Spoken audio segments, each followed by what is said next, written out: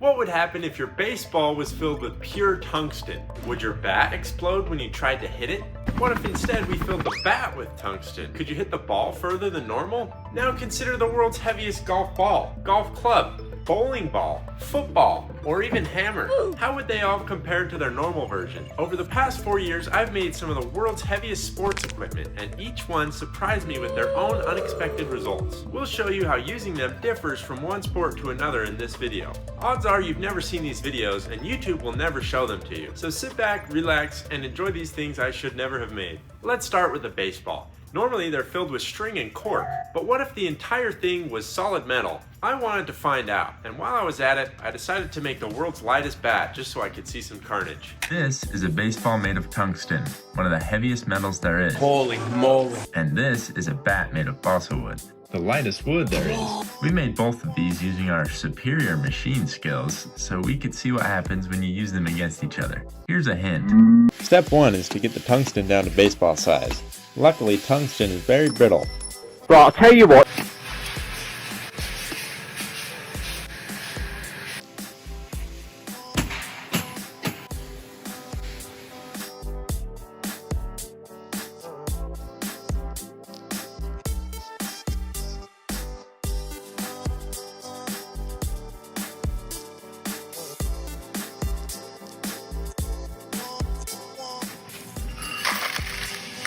After that, those bite-sized pieces were looking rather tantalizing.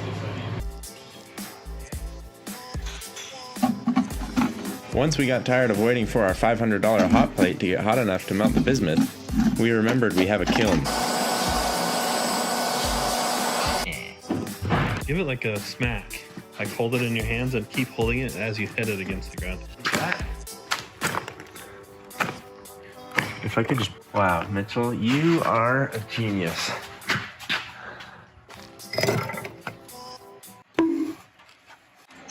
Give the old tappa tappa.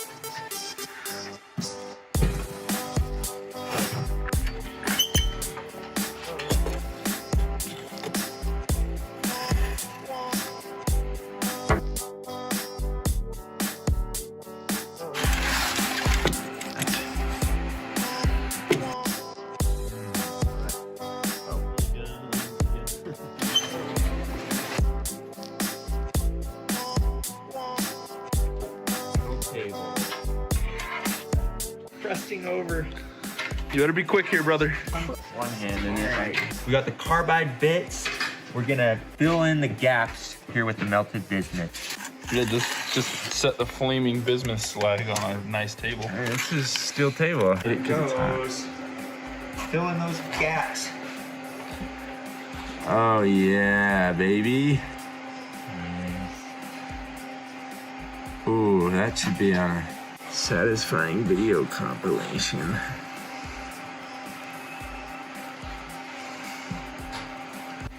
Let it settle. Let it soak in. Yeah. Wow, that was enough. Bloop, bloop, bloop, bloop, bloop. We're running out of bismuth here. It's already Surface tension. Science rules. Tomorrow.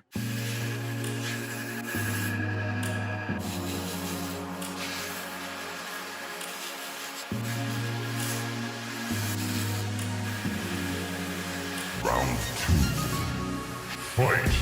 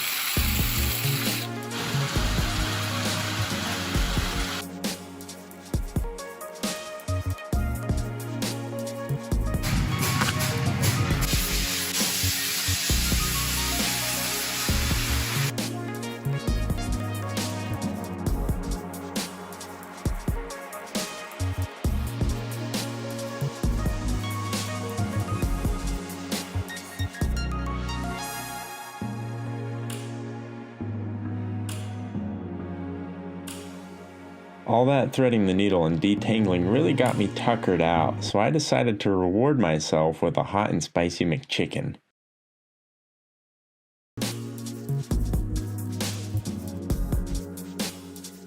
So this big boy is clocking in right about 5 pounds. That's 16 times heavier than a normal baseball.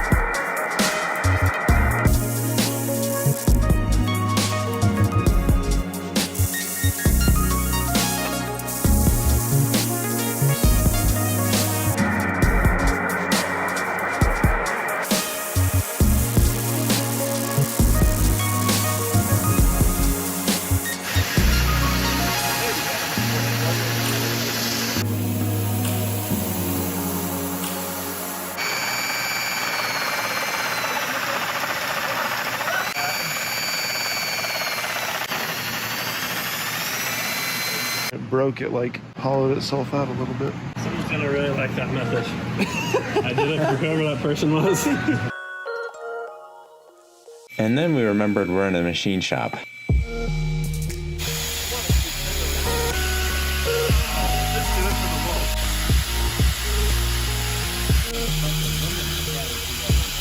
I'm not loving what you did here.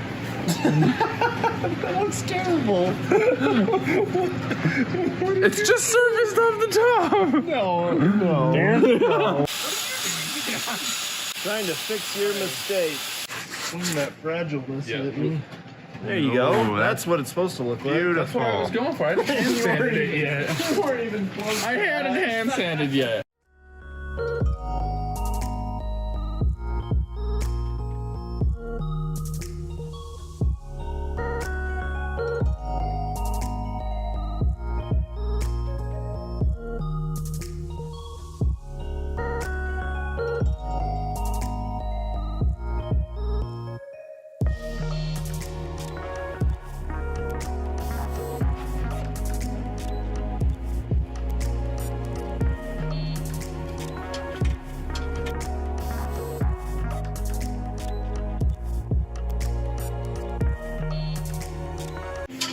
Mahogany!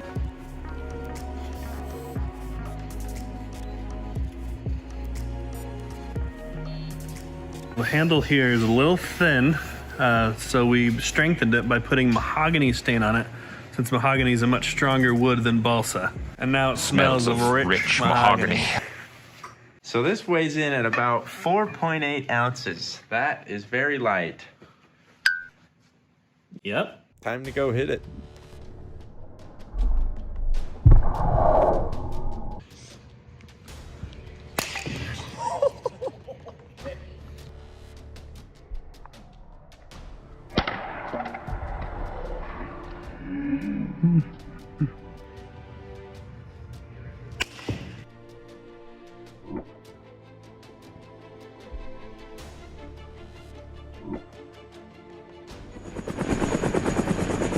If you pay close attention, you'll see that the ball's trajectory didn't change even in the slightest. Gotta spin that. I think there's something wrong with the ball. Yeah. It broke our bat. Broke our bat. Oh my gosh, why is it so heavy? Who'd have thunked the bat would do that? Anyways, let's try a hammer. Now there's an interesting idea, something that's actually designed to be heavy and could benefit from having more weight. We'll get back to the sports equipment shortly, but first, let's try improving our home improvement. This hammer is made of tungsten and bismuth, some of the heaviest metals there are. Last week we made a hammer out of carbon fiber to be as light and strong as possible. This week we're making a hammer so heavy it can one-shot all your nails with ease. We're gonna cast this hammer using some methods we've never tried before and hope for the best. That sound like a good plan, Dan? Gotta break down this kitty litter because it's got the clay in it we need. So I'm just gonna use this hammer to break it up. Now, a lot of people on our baseball video asked why we use bismuth and not lead.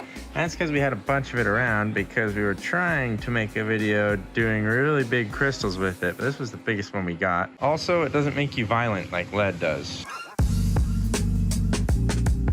I don't know why people always tell me to do this. It's not very fun.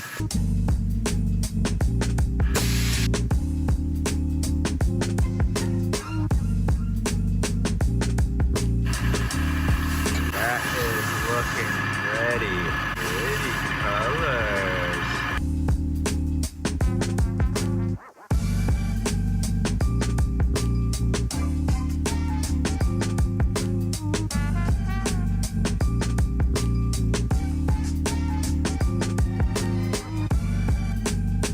Just gonna pour it like this because the method here is pretty bad and bismuth is soft, so we can just fix it after.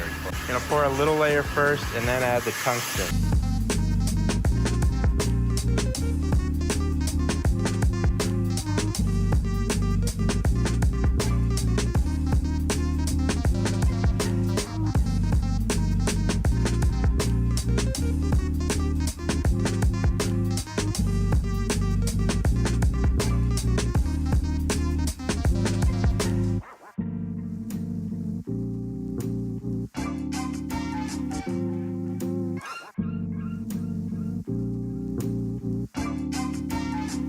Tungsten!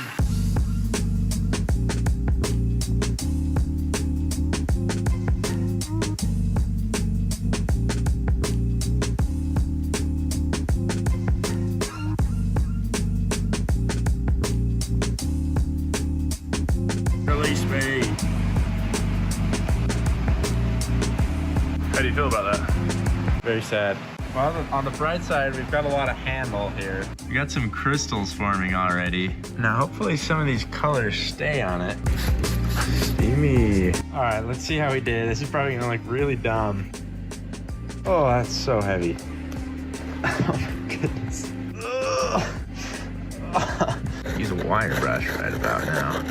Okay, initial results. It's not great. The bismuth didn't get in all the gaps for some reason. There's a lot of exposed tungsten carbide, but it is ridiculously heavy. This is so hard to pick up, especially from the bottom. I'm thinking I'll just redo the head, make a nice little mold in the sand, and then stick it vertically in there. If you have a better idea, go ahead and leave it in the comment, and I'll try and read it before I finish the video. Okay, first weigh-in. 20 pounds or 9.3 kilograms. That is a hefty boy. All right, we're gonna use a water jet to trim off around the sides. Hopefully nothing goes horribly wrong.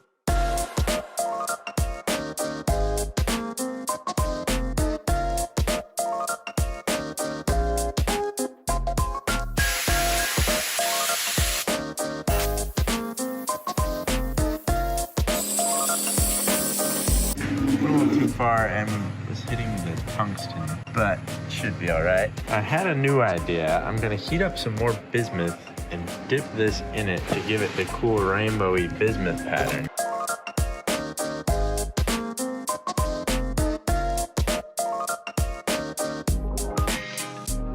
All right, we've got our hammer sanded down and we got our bismuth boiling. Okay, not boiling, but liquid. Lid is definitely melting. Sorry, lid. This video is brought to you by Slag.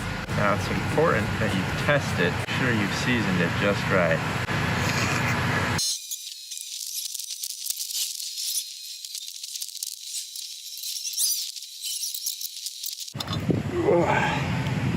is a hefty boy. Oh yeah, it's solidifying in there. Oh, there's water in it. What in tarnation? This is gonna explode on me. I'm gonna lose an eye. I'm risking my eyesight for this. Ugh. I'm liking that. Oh, this is getting so heavy. Look at that. Would you just look at it? Would you just look at it? Those crystals right there. This is so unwieldy. You know what else is unwieldy? The world's heaviest baseball bat.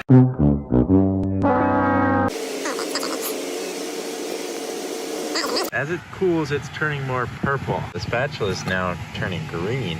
We're just gonna keep letting it cool. It's still pretty toasty. Yeah, that's hot. Ah, that's hot. I'm gonna peel off the bismuth on this bottom end because I don't want to get stabbed. What the deuce? I can't decide if I like it or not. Oh my gosh. That is a John. It's like a huge gold corn dog. Yeah. Oh, shine. look at that. Come on, this hurts my hands a lot. From the heat or the stabbing? The stabbing.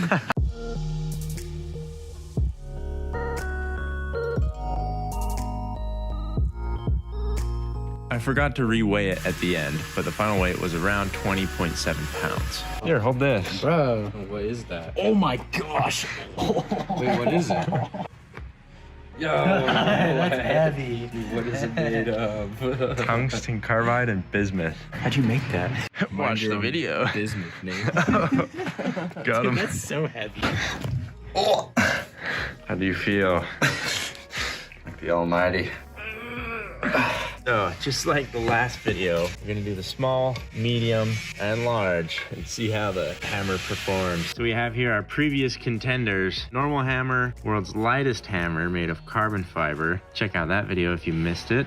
And the bismuth tungsten carbide mini sledge of epicness. Okay, we're getting our control with the normal hammer, standard 16 ounce. Now, we're gonna hope and pray the bismuth hammer doesn't disintegrate from hitting a nail, but it just might. Oh, this is gonna break. Oh. I don't wanna hit it very hard. Oh no, it's denting the hammer. Okay, medium one. Ooh. Now, the bismuth hammer has the added bonus that if you pick it up from here, it stabs you.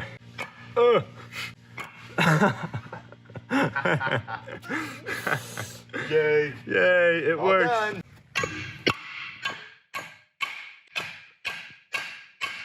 Okay, that's the damage after round 2. Let's see how it survives the big nail. Oh, no, like a dream though. Did it. At the cost of the front face of the hammer, but it did the job, I'll tell you what. Some of the outer layers came off. Looks like the inner layers are looking all right, but they're definitely dented. All right, I need one big ol' swing at the wood here, just to see what kind of damage we can do with this mini sledge. Oh, my ears. These are so old, the foam doesn't spring back when you push it down.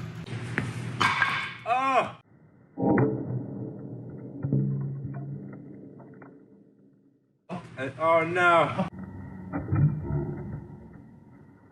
Well, folks, this draws the end of our journey. That is very sad. Now, you may think that this is the worst hammer ever, but it's more about the journey than the destination. This was our destination. The data shows that there's probably only about 25% of you left watching this video. So that means you're a special little boy or girl. So you should subscribe and watch the whole video. Who'd have thunk the hammer would do that? Anyways, a golf ball is an interesting one because there are some crazy forces involved. Even I can hit a golf ball 120 miles an hour. That's fast enough to hit the back wall at Topgolf, if you're wondering. The pros are pushing 170. So if the golf ball is solid tungsten, what will happen under these extreme circumstances? This is the world's heaviest golf ball. How'd you guys make this? It's made of pure tungsten metal, which is incredibly dense, making it 16 times the weight of a normal golf ball. Oh my god. I made it because I got invited to join my friend Palmer in a golf tournament. Oof. The problem is, I'm a terrible golfer, and it's coming up in 2 weeks.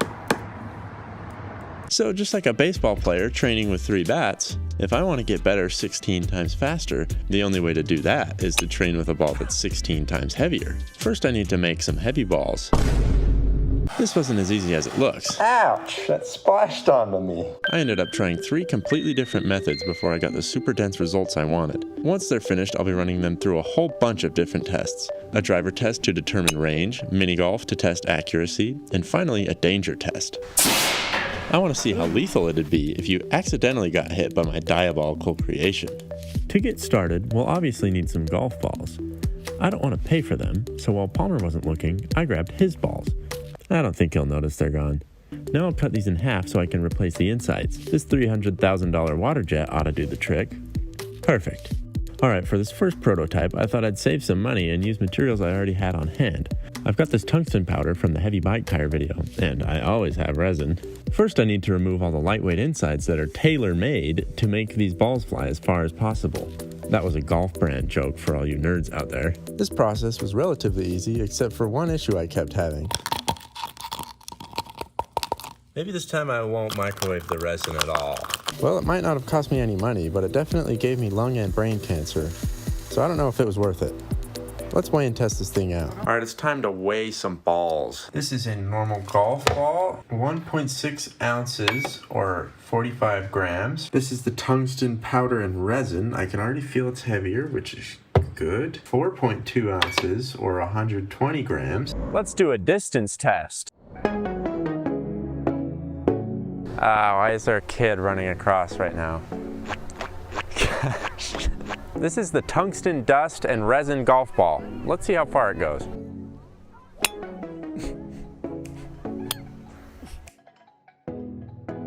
Half of the tungsten dust and resin ball went about 20 feet. Let's go find the other half. After a long search, we found the other half of the tungsten dust and resin golf ball.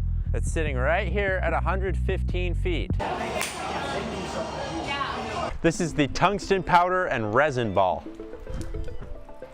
So that's split in half. It did. Aww. No way.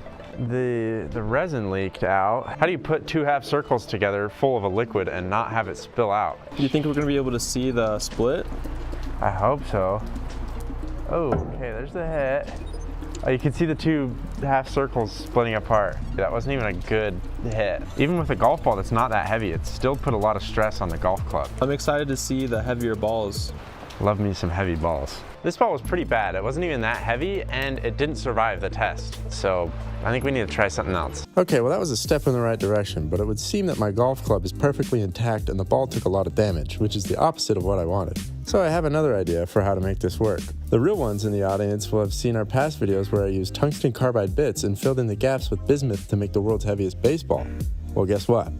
We're gonna do the exact same thing, but make it all fit in a golf ball. First, I need to remove all the lightweight insides that are tailor-made to make these balls fly as far as possible. That was a golf brand joke for all you nerds out there. I'm using bismuth because it's almost as dense as lead, it's easy to work with, and I'm once again trying to get my money's worth out of the bismuth supply I have from trying to make a really big crystals and failing miserably. While that's in the kiln, I'll make some molds that are slightly smaller than a golf ball. Luckily, I have this mysterious, perfectly sized metal ball that I can use to make said molds. It's kind of hard to get out though because it's pretty heavy for how small it is. The bismuth has now heated up enough to pour so I can put the tungsten carbide bits into the mold and heat them up with a blowtorch so the molten bismuth can flow around them easily to make sure these are as dense as possible. You might think bismuth doesn't need to be red hot to melt, and you'd be correct. Now all there is to do is wait for this to cool and make it fit in the golf ball shell. So the next day I came back and used the bout grinder to sand down the two halves. Alright, I lied earlier and there's actually another step. I need to use some epoxy to hold the two halves together and keep the shell on those two halves. Now we're ready to give this thing a good whack. 320 grams or 11.2 ounces. This is the bismuth with tungsten carbide bits in it. Let's see how it does. I'll just put on my safety squints, I guess. Okay, you ready? Break anything? The chair. It's broken? Yeah. Oh, gosh. You see how the club just gets wrecked and like derailed and it just has to move out of the way of the ball. Yeah, the head just like bends down and because of that, the shaft has to bend too. So it's definitely putting a lot of stress on the club. Here it comes. If I see one comment about my bad form, I'm gonna poo my pants. Yeah, you can see the shockwave that goes through the whole club. There goes the ball into our barrier. With some cinematic rain on top of that, holy moly. You can see the ball is a little dented here. You can tell I kind of hit a flat spot into it. This is the ball with bismuth and tungsten carbide bits. Let's see how far it goes. That was a bad hit. Oh, and it split open. No! Oh man. Well, this ball is not durable. That's for sure. We lost a chunk of it too. I wonder where that went. I think what happened was the tee kind of sunk because the ball was so heavy, and so I topped it, and it's not because I'm a bad golfer. The bismuth is right here. Half of it anyways. The bismuth ball is about 45 feet. Well, that ball was even better than the first, but it wasn't very durable, and it still split in half. I have one final idea that will guarantee our success, and it will be pretty much indestructible, but it will be costly. This little guy was $105. I can order a pure tungsten sphere from my good friends in China, and then I can sit on the toilet. Wait, I wasn't supposed to write that. Buying a pure tungsten sphere would cost $200 if I order it from Walmart? Why do they have these? But it's only $100 if I order it from the greatest country on earth. Also, since I'm ordering it custom, I can make sure it's as pure as possible. I bet Walmart's balls are low density. Take that, Sam Walton. After a short 2-month wait, it arrived. Wow, thank you, Ms. Wang from Hunan Chongqing Co. Limited. Then all I had to do was remove all the lightweight insides that are tailor-made to make these balls fly as far as possible. That was a... I think I've already made this joke. Then all I had to do was use some resin to glue the two halves onto the tungsten sphere. Big reveal of the weight. Cool. 19.2 ounces or 545 grams. Finally, this is literally the heaviest ball you can get at this size. Okay, osmium is technically heavier, but that would cost $500,000, so I better not see any comments about it. Also, you're a nerd if you know what osmium is. Okay, I'm finally satisfied with how heavy the ball is. It's time to really push it to the limit. Just in time, too. This took me 13 days to make, and now I only have 1 day before my golf tournament. Okay, we'll start with our final distance shot, then we'll hone in our putting accuracy at the mini golf course, and for the grand finale, the fatality test. Okay, here we go. Yeah, I think we had the drone a bit too high up. We were too optimistic. Yeah, I think we could have had the drone like 10 feet above us and it would have still gotten everything in shot. The tungsten ball went 50 feet. Okay, this is the pure tungsten ball. We're gonna hit it with a driver, shall we? Okay, yeah, so wide angle is at 10,000 frames per second with tight angle at 15,000. All right, I'm nervous. Me too. Your safety squints on. For real. 3, 2, 1. Now watch this drive. Oh, my ears. Oh, gosh. The club took some damage. It looks like I didn't get a square hit right in the center, so that's unfortunate. Look at that. Sorry, Big Bertha. You got a big dent in you now. Oh no, the skin has come off. Look at that. I mean, the ball's fine, except the shell came off. All right, here it comes. It's still already bending. Oh, I only... Oh, look at that. Your poor wrists.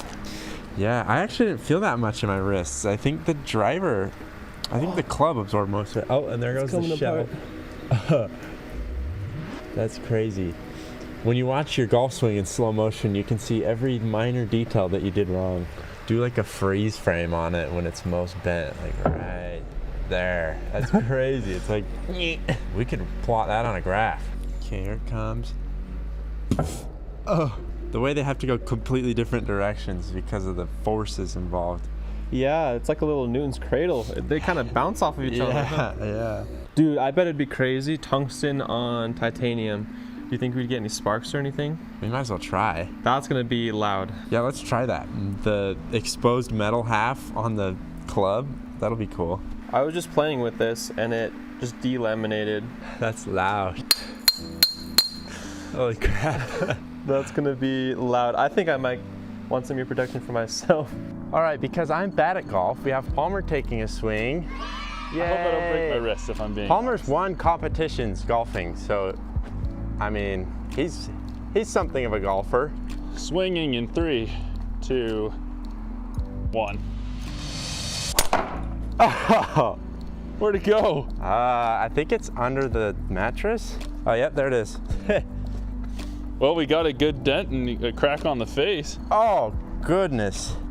See, I couldn't do that. Palmer's got a much stronger swing than I do. I'm not gonna lie, I was ridiculously scared and closed my eyes when I swung. But happy days.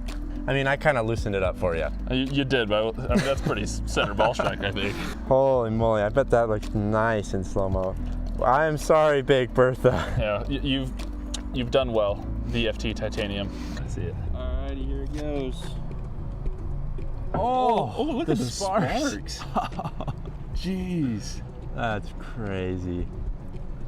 It just shows how quickly it stops the club. Oh yeah, like the club is moving. And then how did that feel to swing? Did it hurt at all? It didn't hurt. There was enough flex that my wrists were able to go through it, and the club still went like a foot past it, so Okay. it wasn't too bad. Yeah, that's kind of what I experienced. That was regular ball, 300 plus. It's too scary. It's too scary. Look at that. It's a haunted house back there. Oh my gosh. All right, here we go. Normal ball.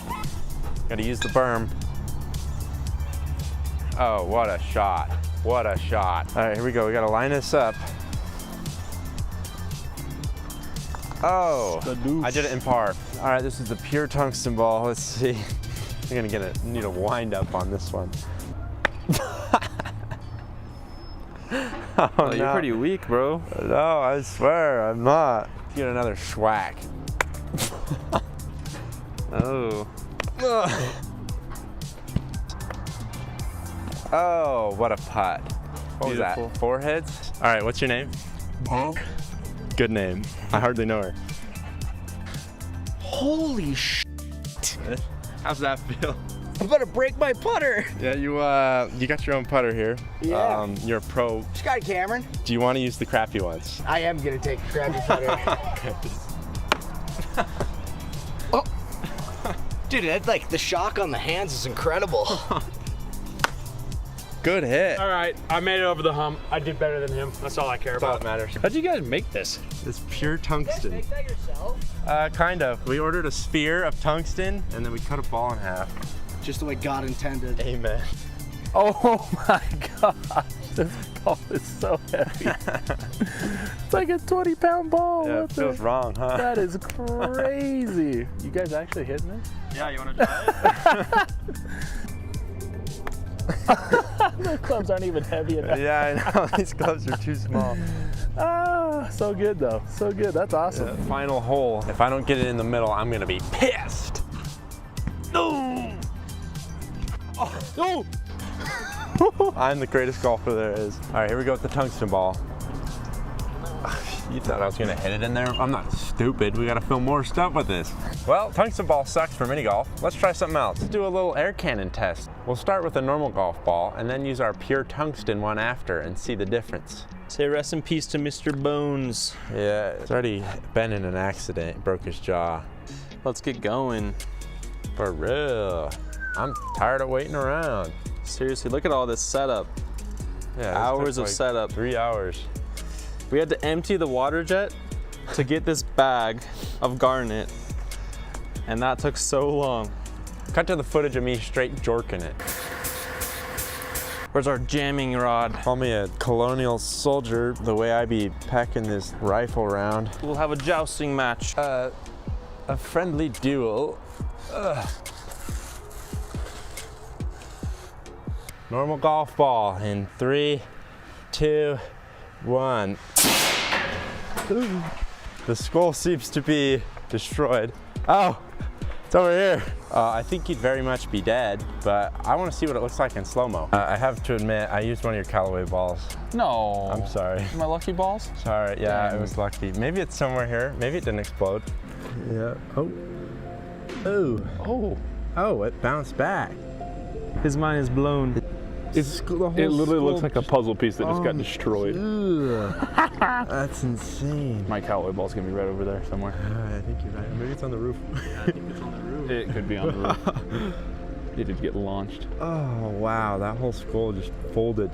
It turned into a mess. It was like one solid hit, but it broke in like 8 places and just crumpled. Okay, the ball's coming in. Here she is, out of focus, coming into focus. Oh, right on the upper decky. Oh, the gel spreads out. Oh, and then the whole face like crumples in on itself. That's crazy. Look at the skull cap just pop off in the back. It's like a perfect slice. Oh no. Oh, the whole thing turned into like dust, a jelly. Oh my goodness. Oh. The ballistic gel just going everywhere, little tentacles. Oh. They made a really good surgeon after that. Well, let's see what the tungsten ball does. All right, we got a new fresh skull with a fresh water balloon for the tungsten ball. Take a look at this though. These are from the jaw of the other skull scraping against it after it got hit. That's how much force it had when it was moving. That thing weighs a pound. Yeah.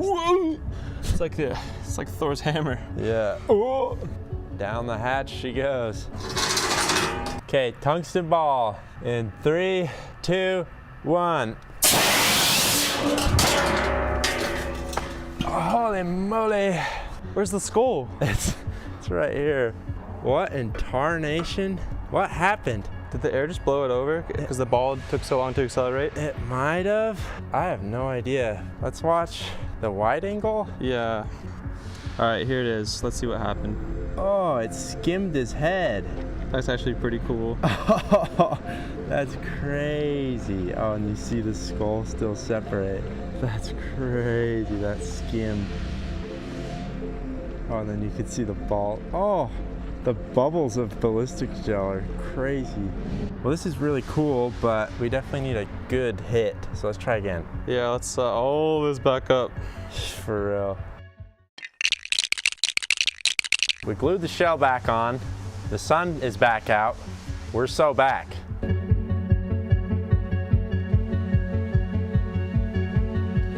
I think what I did before was, as I turned the handle, I kind of pushed the barrel and ruined our aim, and that's why the ball missed. So I'm gonna try real hard to hold the barrel and only move the lever. Daniel, are you pulling the charge? Yeah. You're a demon. Yeah, it's a little sketch. At least you got a piece of metal in front of you. 3, 2, 1. Oh, goodness. Oh my goodness. Oh, there's the ball. It is literally gone. There is no more skull. Where's the ball? Oh, there's part of the skull. Oh my gosh. Oh no. Oh, I knew there'd be a difference between the two, but good gravy. Where's the rest? I think this might be a jawbone. I'm not sure, to be honest. This is gonna be insane in slow-mo. We need to watch that. It destroyed the wood. It went straight through the skull and made a hole in the wood. That is insane. Well, let's watch the high speed. This footage is gonna be stunning. Oh yeah, I can't wait to watch. Oh my goodness. Okay, so the air did move the skull a little bit. Oh my gosh. Perfect aim, by the way, Daniel. Thank you. That was insane. That guy's got some nasal congestion. Oh man. Sure. Oh, the whole skull got turned into bits. Holy crap. Oh, you can see it coming in. Oh, and the skull's kind of getting pushed around. Is he gonna hit it in his eyeball? Oh, right in that. Oh my god. Oh, look at the gel, the skin. Oh. It just made like a crater that just kept growing and never closed. That was ridiculous. That was literally in the eye socket. That was like in the eye socket and on the bridge of the nose. Oh, yeah. Those poor golf clubs didn't stand a chance. But what if the golf club itself was the tungsten terrorizer? I think you know by this point that you're about to find out. Hey, since most people have clicked off the video at this point, I think you guys should go comment something crazy like, what's that ostrich doing at 1 hour, 23 minutes, and 20 seconds? Let's really confuse the people that haven't watched the whole video yet. Go crazy. I'll be reading the comments. I'll even reply to make it sound more believable. If you're like me, you've tried golf and you're just not very good at it. I mean, you could practice, but who can afford these golf prices? Instead, I need another way to get better at golf that preferably avoids spending any time around golfers. So I'm going to cheat and fill 3 golf clubs with different materials and see if they can improve my skills overnight. First, I want to try concrete because it's rock solid. It's one of the best materials for construction, so obviously it's going to be a perfect golf club material. This next idea is genius. I want to make a dead blow club. It'll be like a dead blow hammer, which helps to multiply the impact of a hammer, but on a golf club. These work by having a bunch of little metal balls inside that swing around as you swing the hammer. So in theory, making a golf club with lead balls shifting around in it will help multiply the power and control I have while swinging a golf club. Then I want to go all out with tungsten. You see, tungsten is perfect because it's just about as dense of a material as we can get our hands on. A cube this size weighs over 5.5 pounds and costs $400. Luckily, we already have one from when we shot it. Just look how it shrugs off a bullet. This thing is never gonna break. Also, because it's massive, it's gonna take force equals mass times acceleration to the extreme and give us a crazy long hit. Let's start with the concrete club because making it it should be rather straightforward. I'll just take the golf club that we mutilated in the heaviest golf ball video and stick it on the Waterjet and make a very precise cut at a 45-degree angle. It's at an angle because on a Waterjet you can't just cut the top part without cutting through the entire thing. So I'm just shaving off the corner here. All the sparks tell us that it's really titanium and not just a sneaky alloy with just enough titanium in it to legally call it that. Now that that's cut out, I can get at these two flaps that got folded in during the horrific golfing accident. I thought because titanium is weaker than steel, I'd relatively easily be able to move these around and get them where I want them. However, with these janky hand tools, there's no way I'm doing this. I even tried using the hydraulic press, but the club didn't want to stay in place, so that didn't work either. Oh, I could also smell the comments saying that the test was bad because the face was ruined already, so I decided to cut my losses and buy some new clubs on Amazon. Unfortunately, golf clubs are really expensive because everything that has to do with golf is really expensive. Fortunately, China exists and they make cheap drivers. I'm sure somebody who's actually good at golf could sit here and tell me why their $500 club is better than these $30 Amazon ones, but quite frankly, I don't want to sit here and listen to someone who's bad with money justify their poor financial decisions. Also, these are going to be turned into something completely different before they even get the chance to see a golf ball, so I don't think it matters too much. I just need to make a hole in the club so I can pour in the concrete. The problem with that is that golf clubs are really wonky shapes and don't like to sit flat on anything. Unfortunately, I don't have a fractal vise laying around, and I couldn't find my normal one either, so it took me an entire hour to get a hole in this club with a diamond hole saw. Then it was time to mix up the concrete. You know what time it is. It's Quickcrete time. This says to add 350 milliliters for each 10-pound bag. Everyone loves how I just switched from metric to imperial, huh? I don't know how to make that all fit in a cup, so I'm gonna call my friend. I'm trying to mix some concrete. For a 1 cup total capacity, use about 2/3 of a cup of concrete mix and 1/3 of a cup of water. This maintains the proper ratio. Does that help? Yeah. That sounds really wrong. 2/3 of a cup, I think that's about right. Now that this is nice and mixed with too much water, we can get a great action shot of pouring it into the club. Then I just left it overnight to cure. Now the lead shot club is also really simple. I'll just cut a hole the same way as the concrete one, but worse this time because I actually recorded this one first. Because it was my first time, I decided to take a look inside. If you've ever wondered what's inside a golf club, here's your chance. Who's this handsome guy with a bulbous forehead? Then I poured in the lead shot, being really careful not to let any spill because lead has some awful side effects.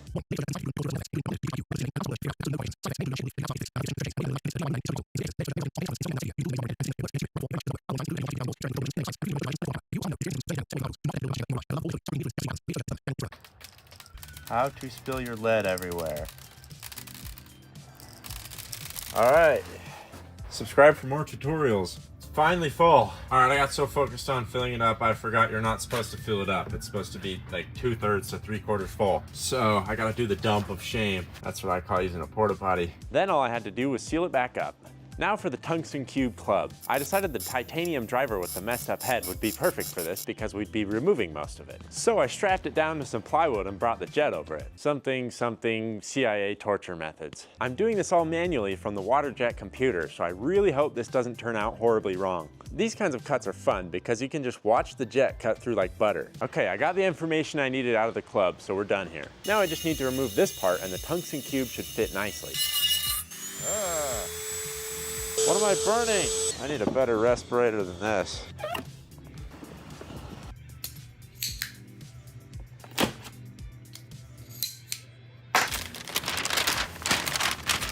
Got a whole book here. With my nice new respirator, I could safely cut that carbon fiber. I think we better remove this. So remove that I did. But it took forever because it was titanium and the Dremel bit kept getting too hot.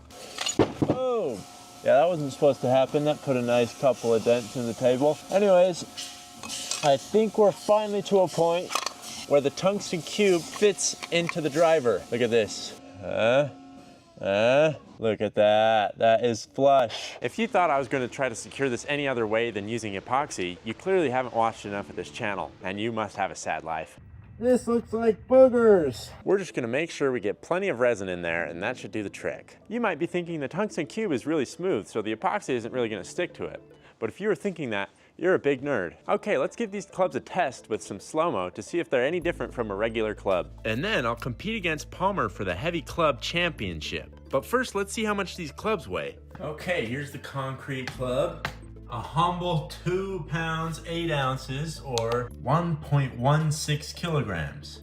The lead shot, 5 pounds and a half ounce, or 2.28 kilograms. And the tungsten cube, with its smaller total size, comes to a whopping 6 pounds, or 2.75 kilograms. Okay, this is my first time swinging the lead shot club. Okay, can I even get it above my head? Oh dear, that is not ideal. That was a good hit. But because this one has so much mass, it just trucked right on through that and hit the ball anyways. This concrete one feels a lot better. It's like actually manageable. You can actually kind of use it. It's not just overly heavy. Nice. That felt like a good hit. That felt a lot better than the lead shot one. Coming in. Okay. You can see the ball kind of. Nice. The concrete club, don't care. Wow, that's a sow triple sow cow, and here comes the ball. The noodle too. The noodle cinematically flying through. That's so funny. All right, this is the tungsten cube club. I mean, I'm really just hoping it doesn't fly out because there's not a lot holding it in there. This is not gonna be easy to swing at all. Oh man, it's like so floppy, it's hard to get it in the right spot. Oh, yeah, first time trying to swing this. Nice. Here it comes. I love the way that looks. Just a giant cube. Bonk. Because its geometry is just totally wrong, the ball just goes down. It looks really straight. Yeah. Like it's not bending at all right now. It's kind of taking you for a ride. Yeah, it's like its own gravity. I'm just the fulcrum. Yeah, and look how far the mat went flying. Oh, yeah. This feels so light. It like feels dumb how lightweight this is. There's some bendage for sure. It definitely is bending. I guess the opposite way you'd expect though. And just a good old hit there. And definitely slow down a little bit yeah, once you hit it. That's true. Yeah. Oh, what a lovely house. I hope nothing bad happens. Full-size house. Oh no, what's that giant stick doing? Oh, and it comes out the other side. The house is still there. Well, too bad I hit it on the wrong side, but still looks cool. Still funny. Yeah. It is a balmy 20 degrees out here. It might look like a warm sunny day, but it is not. Look what we have here. You just literally put the cube in it? That's what you did? Yep. It's got negative loft, Daniel. That's the idea. Do you see where the loft was supposed to be? Yeah, I tried to match it and it didn't really go well. So this one's a normal guy. Yeah. Man, that feels like a stick after holding that. I know. Ooh, that one's heavy, but this one looks good. I'm gonna break the shaft. What's inside of this one? Lead shot. Oh, wow. So it's not all the way full. I'm gonna say I can hear it. So it's gonna be like one of those dead weight hammers. Give this one a go. Yeah, that one's a little lighter. But this one's solid. What's in that one? Concrete. Oh. All right, we're gonna hit from here to that direction. This is just in a park, but I don't think we're hitting far enough to put anyone in danger. Using a Titleist one, Pro V1. Okay. Farthest ball in golf, apparently. I think let's start with the lightest. Let's start with the concrete. The Crete. Okay, it's swingable. Okay. It is swingable. That's a good sign. There is a lot of torque,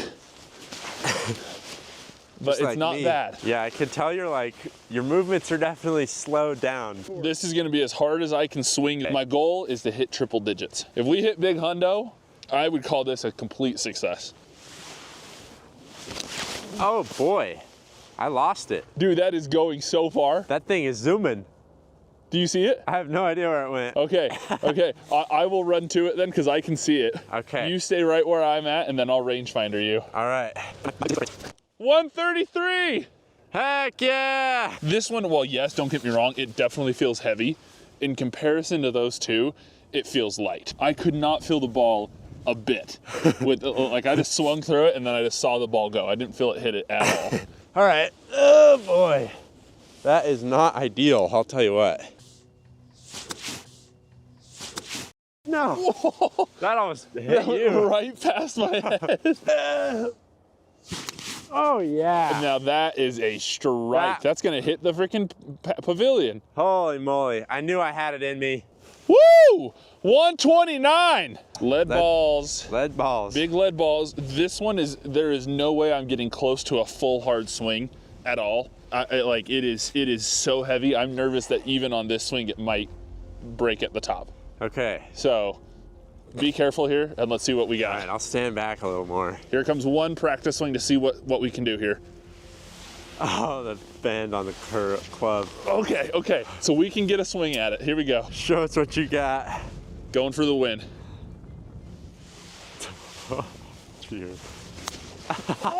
Hey, that wasn't too bad. I'm proud of that shot. That wasn't bad. 35 yards. You really got to focus on not throwing your back out. Oh, dang it. I still hit the ground. Yeah, you're probably about 20 yards there. So maybe we're like 15. All right, we're doing the tungsten cube, and I better not miss it high and toey. I've got a small area to hit here, but if it hits, I might go to the moon here. All right, here's one practice swing, see if I can get it around. Okay. The momentum on that thing. This one has one good shot out of it. I'm giving it a rip. Okay. You ready? There we go. That's not bad. How's the club looking? Filled with dirt. 27 yards. How much was this? We spent like $15 for the club on Facebook Marketplace, and I think like $300 for the cube.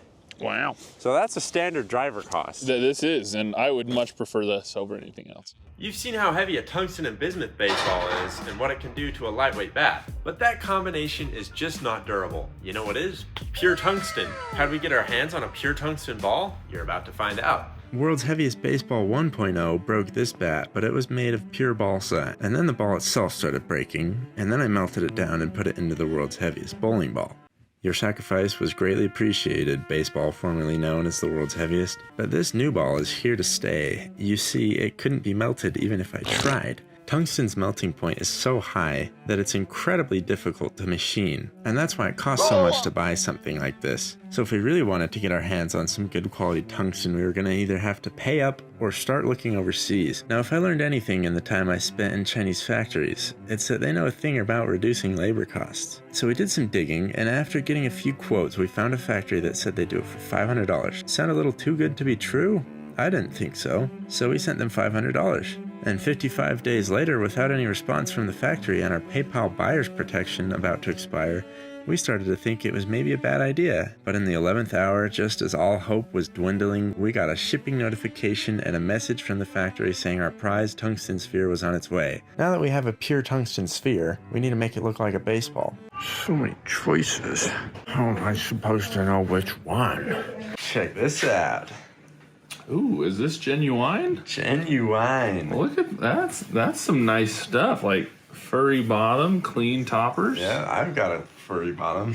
Okay, so now the question is, how do I get the proper measurements for this ball to cut out of this leather? So we have our circumference equaling 9.42 inches for this 3-inch ball. Now, enter, and I'm going to guess that if I put this at 8-inch, right? This plus the width of this has to equal 9.42. Does that make sense? Yeah. So what's this width right there? 1.42.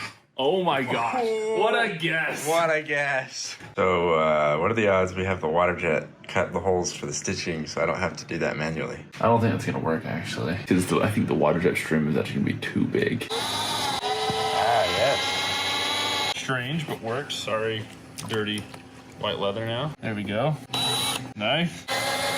Proof that not everything should be cut with a Waterjet. That's not going anywhere. Maybe it is.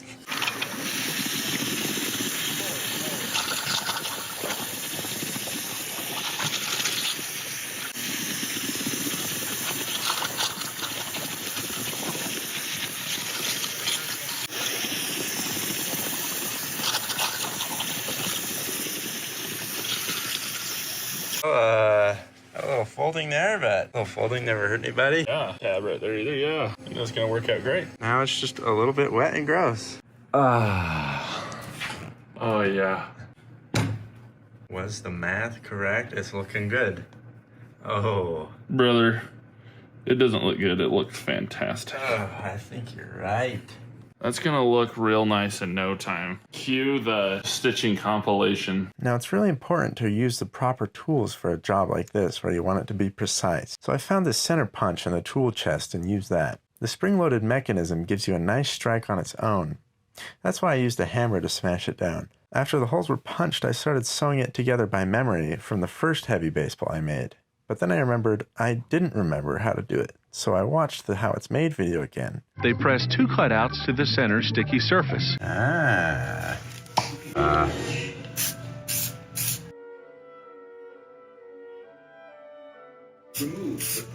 I got adhesive all over my hands. It's an exact fit. The sewer pulls thread through the ball center. Huh.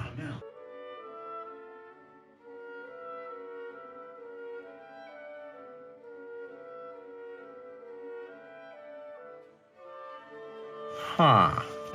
It's an exact fit. Well, this kind of looks like Dookie. 3 hours later, I had the leather trimmed and re-stitched, and this ball was looking clean. The final stitch goes through the center of the baseball and out the other side. Huh. Okay, now that the ball is finished, let's compare it to a normal baseball. A regular baseball weighs 5 ounces. Now imagine a baseball made of steel and how heavy that would be. That's 4 pounds. Heavy Baseball 1.0 achieved a whopping 5 pounds. And now imagine a ball that's twice as heavy but the same size. That's the ball we've just made. Now let's go have some fun with it. Hold this. Is it lead? Tungsten. Oh my goodness. Oh, I could probably throw this. It's like deceivingly heavy. I saw my life flash before my eyes. Oh. Alright, go for it. Try to get rid of the finger out of it. Yeah! Control. Come on. Come on. It's so ridiculous. All right, here we go. We have the heavy baseball and a normal baseball. We got a solid aluminum bat, about 8 pounds. We got the tungsten bat that's about 30 pounds. And we got a normal wooden bat. It's about 230 pounds. Yeah. All right, here we go with the control. Ah, nuts. Oh, what a hit.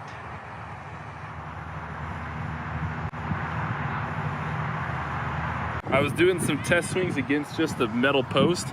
If it hits here or here, it's gonna hurt really bad. If it hits in the sweet spot, it's not gonna hurt very much. So we're gonna aim for that. Are you gonna let go of it at all? As I hit it, kind of let it go limp, so if it wants to go back, it's not hurting my wrist or anything. It's just kind of gonna go out, you know? Okay, probably smart, And just try to hit that right in the sweet spot and not break my wrist. Let's just do a little tester swing. A little tester root. Oh, I missed. Oh, gosh. Even that doesn't feel great. It literally leaves a dent right there. Okay. If the bat shatters, it's going to hit me. This is gonna hurt. Yeah, that doesn't feel good. Yikes. How's the bat? Oh. It's already coming apart a bit. Yikes.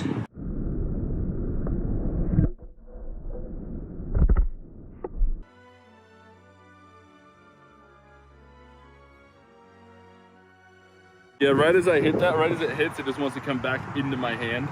So it puts a lot of pressure right here. Oh, dang. That's kind of what it does. I'll kind of one-hand this one and just give it a good Okay. smacking, if that makes sense. Yeah.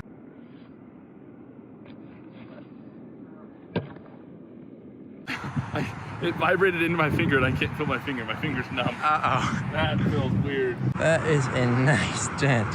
Okay, that's what happens with a normal wooden bat. We're going to come back to this and hang on to your Cracker Jacks because it's about to get splintery. But what if we use our special patented baseball bats that we've made in the past? All right, heaviest ball versus 8-pound solid aluminum bat. Ugh.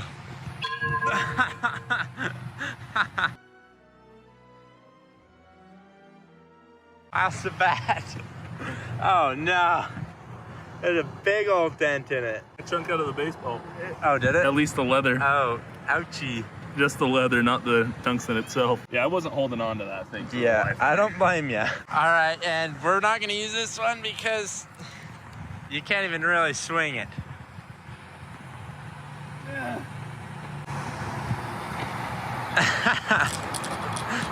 Touchdown, touchdown, touchdown. It's time for the moment you've been waiting for. No way. Right down the middle. What the freak? That's so crazy. Holy shit. How did it do that?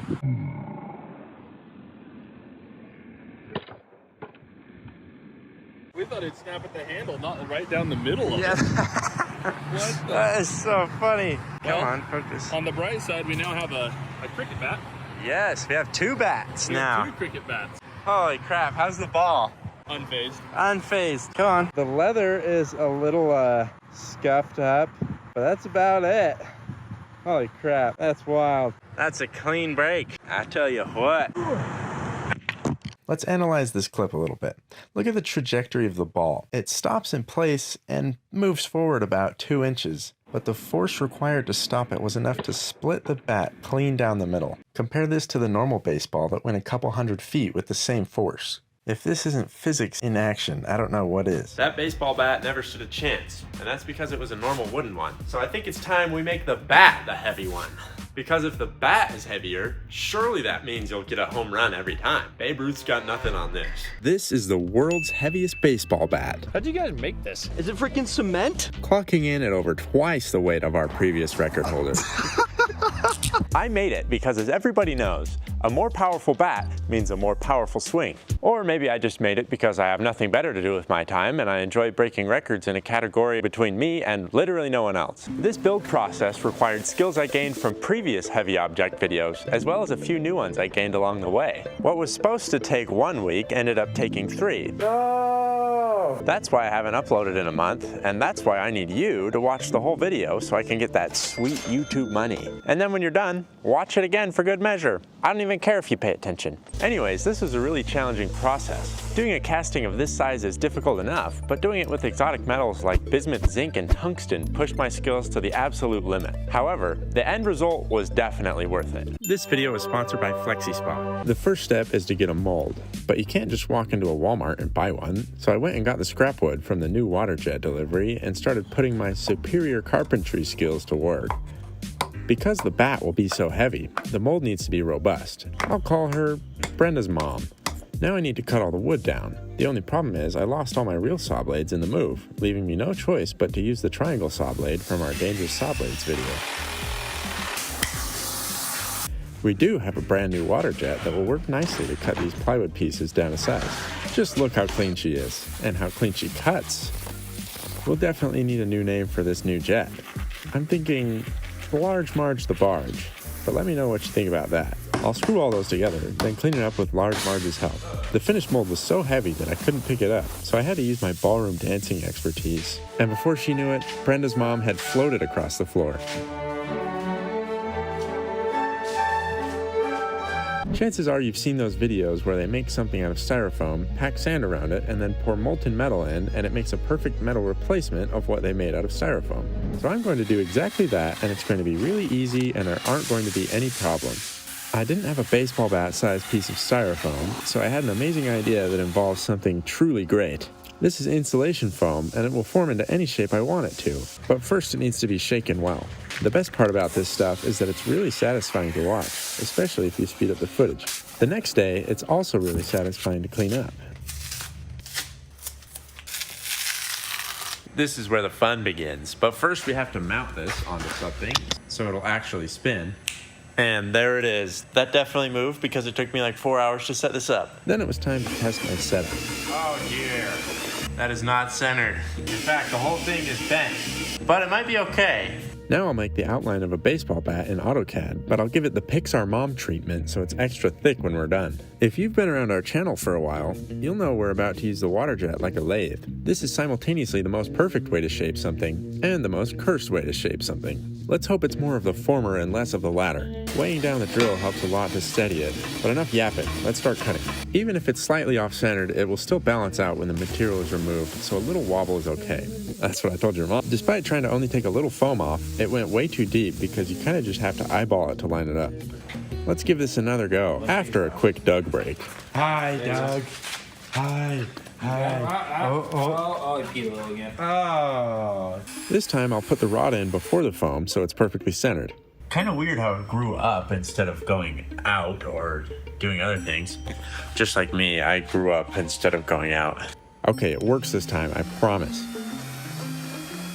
The cardboard tube's diameter was a little smaller than the file, so I'll just do this last part by hand with the Waterjet. As in, I'm controlling the Waterjet by hand. What was so weird is that it covered everything in this cardboard poo. Like, look at that. I'll fill in a few of the gaps, and then we can put it in our mold and pack the sand around it. Now we need to get the tungsten and bismuth for the bat, but it's hiding inside another one of my cursed creations, the world's heaviest bowling ball. This thing packs a punch, and it actually turned out really well.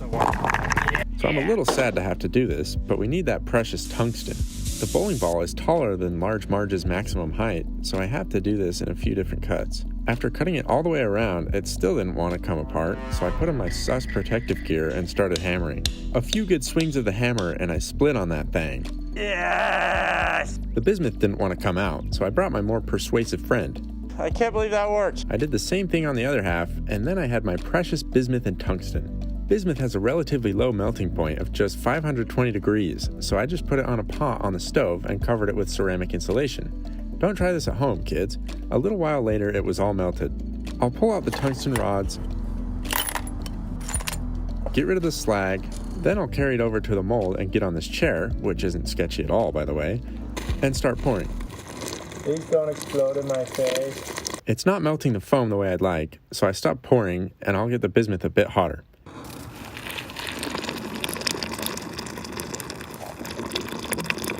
It doesn't want to go down. It still wasn't melting the foam, so I poured it out to avoid it hardening in the mold. Well, it looks like it all spilled out and now it's running down the sidewalk. You know, I would love if just once one of my projects went according to plan. Then I decided to use the kiln to get the bismuth red hot. But all you need to know is that we don't have the power requirements for the kiln in our new shop, so it only got a little over 1,000 degrees. I tried pouring it anyways, and it still didn't work. And then I had a realization and decided to do a little test. Even though this great stuff is great, it isn't, however, great at melting. Probably because it's meant to be fire resistant. So I took the Great Stuff baseball bat out and was really sad because it took a ton of days to get to this point, and I thought I was almost done, but now I have to start all over. Luckily for you, video editing exists, and you don't have to suffer through making a styrofoam bat like I did. But watch this cool trick. A little hand sanding to get it all nice and smooth, and we're ready to put it in the casting sand. Then I cleaned it up around the pouring area. That's 12:16 as in midnight, not noon by the way. And then I was ready to pour. I was nervous because this is a step where it can all go wrong, and I was tired, so if I was going to mess something up, it was going to be now. But that wasn't going to stop me. So anyways, I started pouring. Bombs away! Oh, it's working like a charm! I'll add a little bit of bismuth, then start adding the tungsten bits one by one, because I want to make sure they settle in nicely. I finished one pot with no problem, so I moved on to the other one. I started pouring just the same as I did the first time, but something not so good was going on unbeknownst to me. Oh, how is this happening? The bismuth started leaking out the bottom of the mold. I was standing on the other side, so I couldn't see it, so I just kept putting the tungsten bits in like it was all fine and dandy. Then when I was done, I found it. At this point, it was 2 a.m. and I just wanted to go to bed, so that's exactly what I did. The next day, I assessed the damage and repaired it. Then I poured back in the bismuth that had leaked out. But it was clear that I didn't have nearly enough bismuth, so I had another idea which involves defrauding the United States government. I'm laughing all the way out of the bank. I feel like Ebenezer Scrooge. On my knees are toys. But my lawyer said it should probably be okay. I didn't want to accidentally throw away $1 million penny, so we went through them real quick and found nothing. Alright, let's go throw this in the kiln, eh? That's heavy. Just as I had hoped. Funny story, the girl at the bank bringing him out to me put him on a rolling chair because they were too heavy to move around, which is a good thing. And this is a little more than half. I didn't film putting them in, but here's me pulling them out in reverse. I thought this was neat. This is how the pennies looked when they were hot but not melted. After more time in the kiln, they had melted even though they didn't look like it because the slag was in the perfect shape of the pennies. The kiln wasn't hot enough to melt the copper, so the zinc insides melted out, leaving the copper shells floating on top. As I pour it, you can see the chunky texture this zinc has on the top, but not underneath. I think that's an oxidation layer because it reformed so fast when I skimmed it. But I might be wrong. Also, listen to the noise it makes as I pour. Very satisfying. Another batch down the hatch, and a little bit more, and our bat mold is filled. The next day, I put my ballet to good use again with my lovely partner, Brenda's mom, who put on a few pounds since the last time I danced with her. I had to lay her down, then I removed the front face screws and started digging the bat out. Oh my goodness! Ah! That is so heavy! Then disaster struck. That's all my strength! Holy crap! It broke! We have a weakness, but we can fix it. That's insane how heavy that is. That's way heavier than I thought it would be. Holy crap. I'll use this wire brush to clean off the sand so we can get a better view of what's going on. Then use compressed air to get the tough spots. I probably should have just started with compressed air, but that's okay. Then I'll remove any tungsten bits that are sticking out because not even the Waterjet can easily remove those. They're literally made to not be worn down. To seal it back together, I'll take the bismuth that broke off and melt it with a torch over the gap. I don't have enough to completely fill it with bismuth, so I'll put the tungsten bits back in and melt more bismuth on top of those. Once it's cool, I'll mix up some 5-minute epoxy and fill in all the gaps with that. Now that it's cured, I'll fill in some gaps and add a little bit more weight by using some unmelted pennies because I think it's funny. Then I'll take an angle grinder to all the weird fins and other rough parts and some of the pennies I just added to make our bat a little prettier. Then I enlisted old Marge's help to get the extra metal off the bottom. Oh, what a beautiful cut. Then I cleaned that up just a little. Now for the reinforcement of this bat. I'm going to cut fiberglass strips for 3 sections of the bat and apply it. Now some of you may know that fiberglass is really hard to work with, so enjoy this segment of me struggling with it. I'll mix up this resin, and now the clock is ticking because this resin isn't meant to sit in the cup after it's mixed. Then I'll microwave it so I have even less time to work with it. But it also makes the applying process a lot easier, so you win some, you lose some. I also lost the paint brushes in the move, so I'll spread it out by hand and hope the resin gets into the fiberglass like it should. I'll keep adding resin and rolling this up like the world's heaviest burrito. I want lots of layers so it's strong enough to resist impacts. Once it's mostly dry, it's looking really good, but I'm still worried about the part that broke, so I'm going to drill out a hole in the fiberglass and add some more resin to make sure there isn't any room for failure here. Then I let it dry and came back to remove it from our Northrop Grumman table. The fiberglass turned out great, but needs a little cleaning up before the next step.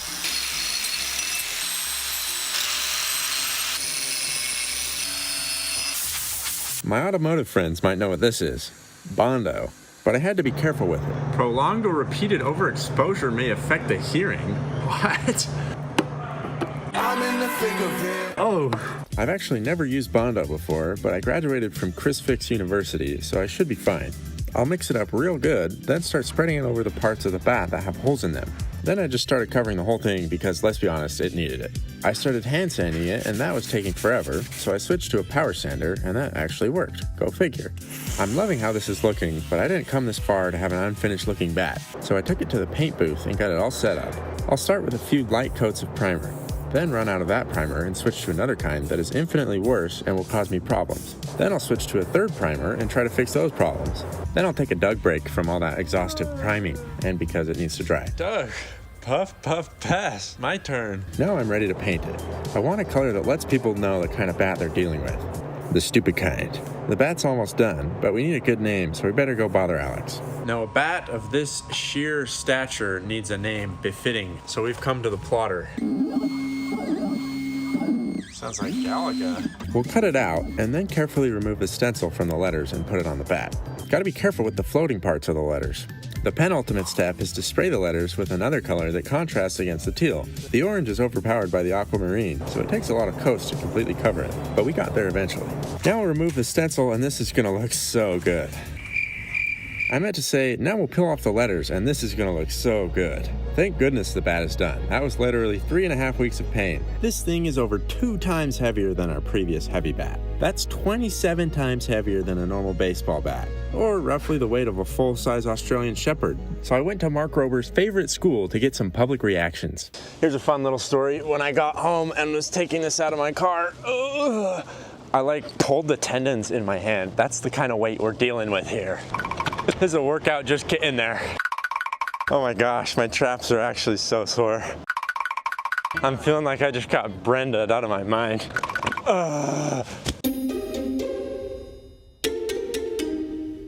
You wanna try?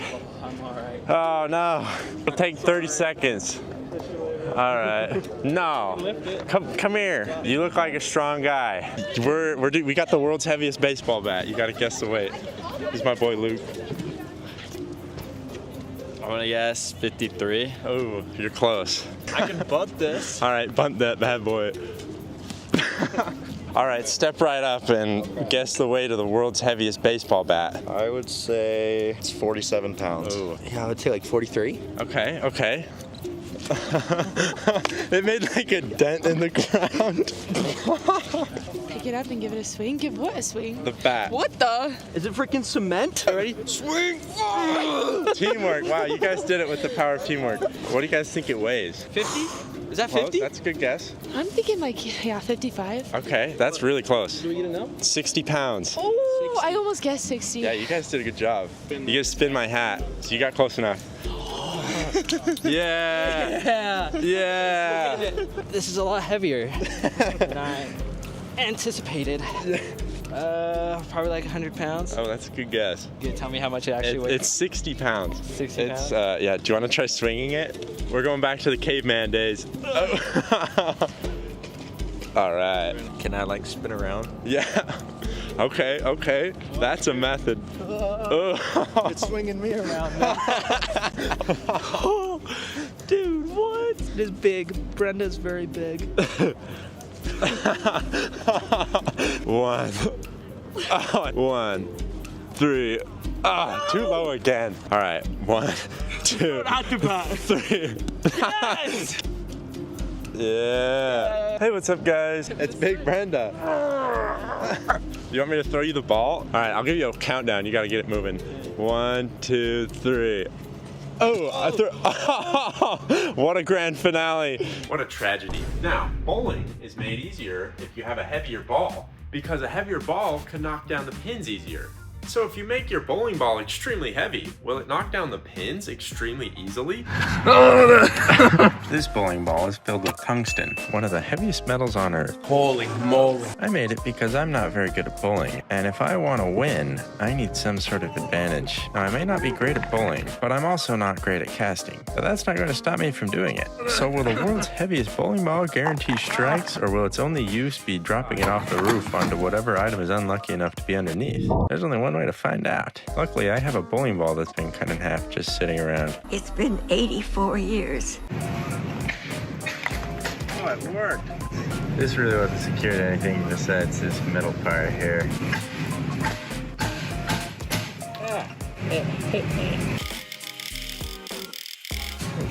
Quieter than that. Sorry, Linda. You were a good ball.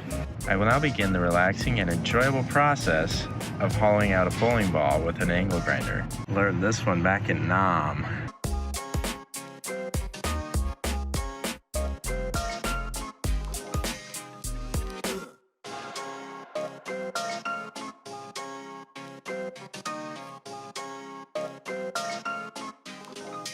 Oh, what's up? Oh, I'm just goofing. Blue shoe goofing. Rocking the Smurf 11s. Now, for those of you following along at home, once you start looking like one of the X-Men and your grinding head is starting to dissolve, that's how you know you've done enough.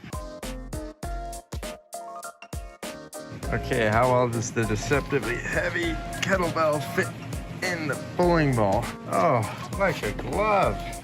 I'm sorry, Phil. It had to be done. I underestimated the power of Flex Seal, just as far too many before me. Now, if only I had a very heavy hammer to break this. Oh, what's this? Oh yeah, I forgot. Ooh, pretty. Got another one here. Alright, I guess we're splitting it in half. Just don't fit. Oh, rut-row reggie. Oh, we got the flames of Phil Swift past and oh, dearie me. Good gravy. I have once again underestimated the power of Flex Seal. Whoa, am I at Benihana's right now? Okay, there we go.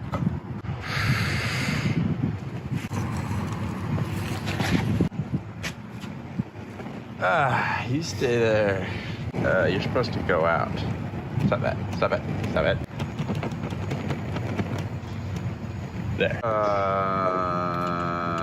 Yeah, so, there was this,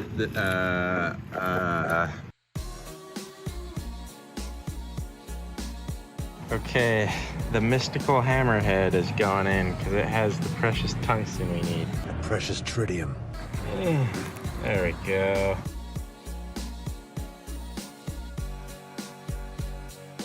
Okay, it's ladling time.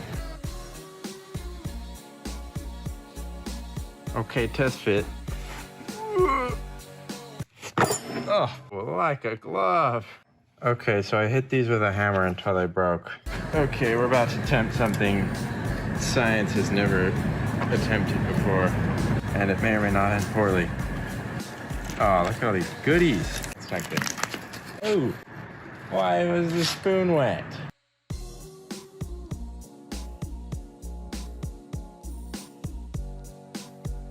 Now you're probably all hanging on the edge of your seat, just wondering what it is we're going to attempt. And that would be this. We're gonna try to fuse them. Kind of just seems like a good way to give myself third-degree burns, but we're gonna try it anyways. This is gonna end poorly. Hopefully it splashes away from me. That didn't work at all. Come on, come on. Now we're gonna pray that that's sealing together. Want to see the real reason we bought all this bismuth? Oh, pretty. I've ruined it by dropping it in there, but here's one of the biggest ones we've made. Kind of hard though, and that's why we never made a video about it. Bismuth is pretty neat, but also it's really dense and it doesn't give us lead poisoning. Okay, I'm 90% sure this is too big.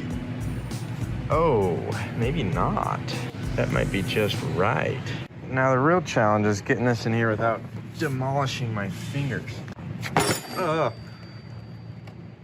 Okay, does that fit? Oh, it fits. It's a Christmas miracle. Okay, let's see how heavy this thing is. 37 pounds, 8 ounces, or 17 kilograms. That's hefty. So it doesn't fit together great because, dang it, Calvin. So it's never going to fit together very well because when the Waterjet cuts, it removes part of it. So we kind of just have to deal with that. I honestly think the best thing to do now is tape this up and fill it with resin.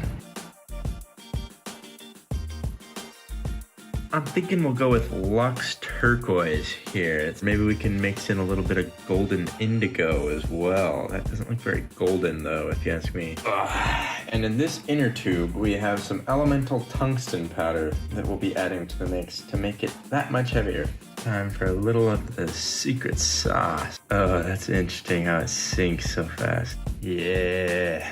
For reference, I'll pour on the color pigment and you'll see how it just floats. A little bit of Luxe Turquoise in there. We're ready to start mixing. It is weirdly heavy to move the tungsten powder around. I don't want to brag or anything, but that is pretty much exactly the same color. There's all the tungsten powder. I'll tell you what, I have no idea how much resin is in there. Oh, there it is. Why don't we just skip the middleman here? Pour some straight tungsten in there. Yeah, boy. Make it real hefty. Oh, no. And now, the final piece. This is too big. I need to go sand it down, making me tonight's big loser.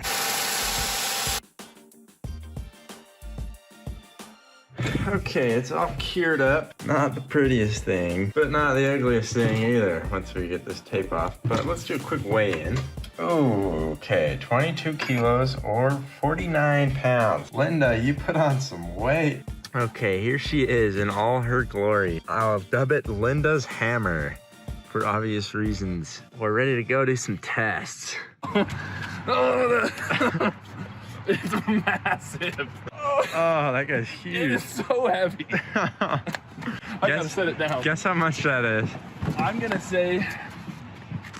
say that is 75 pounds. Oh, a little high. 50 even. 50 even, wow. You can pick up a 50-pound dumbbell with your hand because it's got a handle. Right. But like a ball is like a weird, oofy shape. That's true. Yeah, this is like the ultimate test.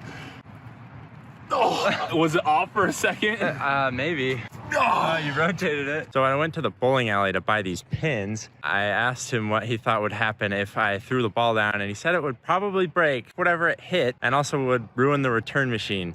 So here we are in a parking lot. Okay, we have here Wes's Falcon as our control. It's a standard 16 versus the 50-pound Linda's hammer. Now I made sure to wear my bowling shoes for maximum grip.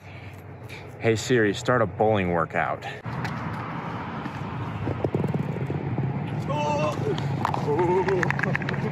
Didn't think of that. All right, we definitely don't need to be that far away.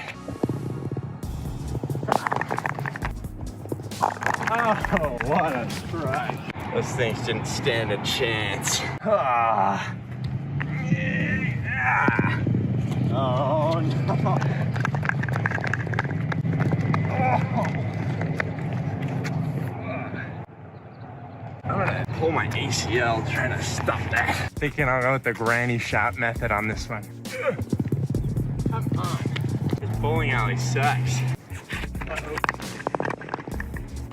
Yeah. That's the one. Yeah. Well, it's kind of the worst for bowling, but how good is that at destroying things? Okay, luckily the local crack dealer has allowed us to use his backyard and drop things off his roof onto our targets. Oh, yeah.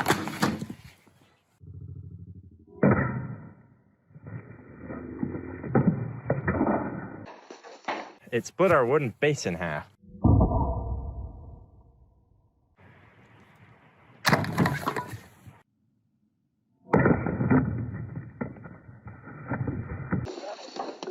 These didn't explode like I wanted them to. So let's try a table. Yay.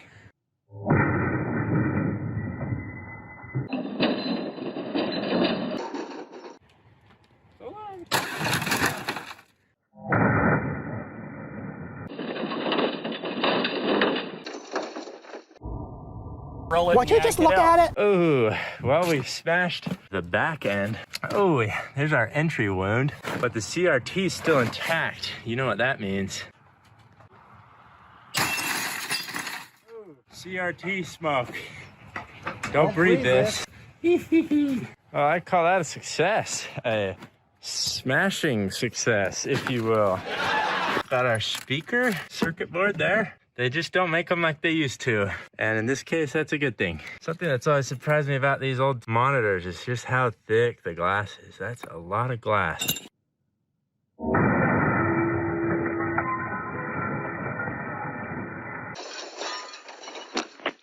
Really glad my camera was out of focus for that computer smashing shot. I'd like to say I've grown as a videographer, but I do that kind of stuff all the time still.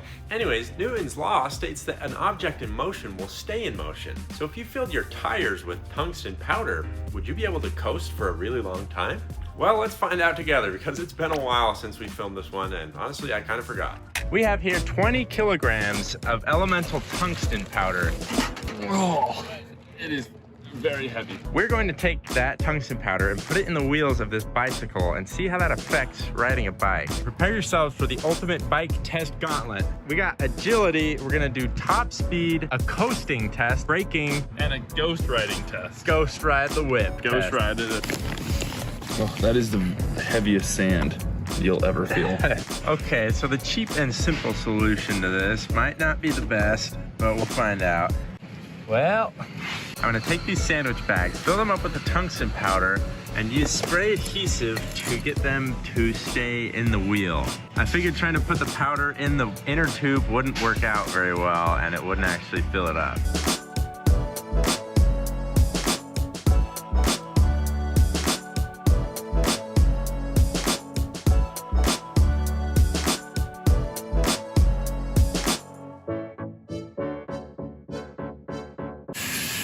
Let's go. I can't believe that worked. Is it working? Yeah, but it's not holding air. Okay, we got the first wheel on, and it is incredibly unbalanced. As we like it. As we like it. You know what they say, a balanced bicycle is just a danger waiting to happen. Yep. Time to get on the struggle bus for part 2. Gonna try putting in the inner tube before the tungsten bags and see if that helps. Each side and pull.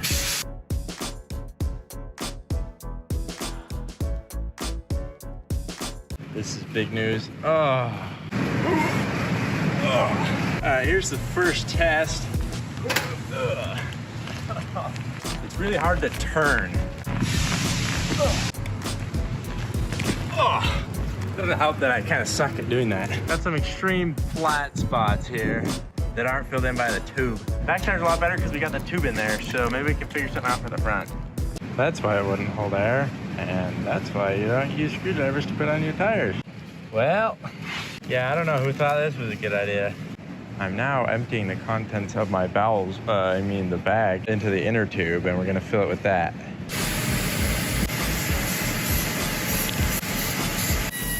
Ladies and gentlemen, uh-oh. That doesn't sound good. So apparently tape, spray adhesive, and Flex Seal isn't good enough. So we're gonna need a new tube.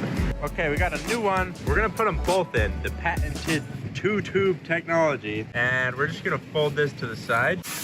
Oh, beautiful. That worked so well. That was 40 times easier. Successful thing on the Waterjet. Okay, so the tungsten tube itself, about 7.6 kilos or 16 pounds on its own. With the tire, it's right around 21. So the tire's about 5 pounds. So adding this quadruples the weight of the tire. All right, here we are. The front tire is performing fantastically. The back tire, it's holding air. So first test ride. Let's see what happens. She feels all right. She feels a little clumpy. Pretty smooth ride. Okay. How are the tires doing? Oh, they're doing well. A little misshapen here, that's okay.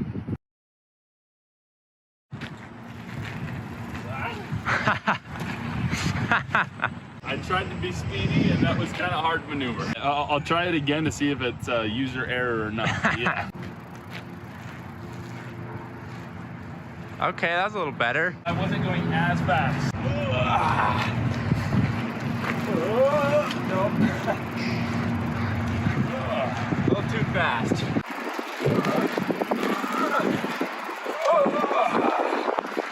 That's definitely not easy. These cones are definitely close though. Normal tire test.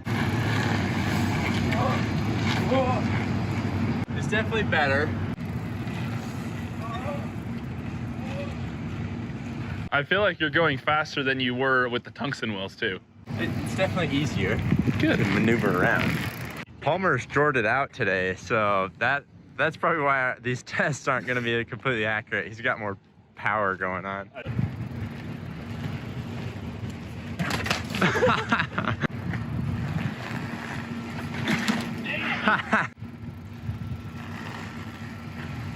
Yeah. Okay. How does that feel? Good. I think the jorts were affecting me with too much power. I would probably say it was maybe a little bit easier, not by much, but a little bit. Okay. I'd say you can lean a little bit easier. I'd agree. Yeah. The real numbers are going to be shown in the big tests. Yes, the big ones. Okay, while Palmer rides down to the start location, I'll explain this test. He's going to pedal as hard as he can from there to this intersection and then coast. And we're going to see how far he can coast. It sounds funny. Whew, that's quite a ways. All right, that's good stuff. Okay, this crack next to the big green box. Did you run the whole way? I did. So that entire ride, because of how lopsided it was shaking back and more slowly. So it's almost like I was doing a little inappropriateness to this. Started all the way down in that car. Okay, this time so I don't have to run so much, I'm standing where he ended, and he's going to start again. We'll see where he gets to. Okay, so test 2, you got to the side. Test 1, you got here. You want to give it a shot there, pal? I will. Ooh, almost forgot to put her in sports mode. That'll hold. He looked at me like I was ridiculous. I'll tell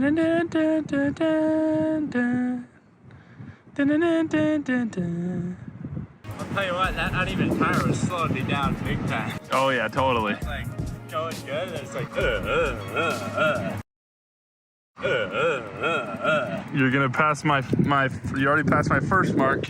Oh, it quits right here. And quits.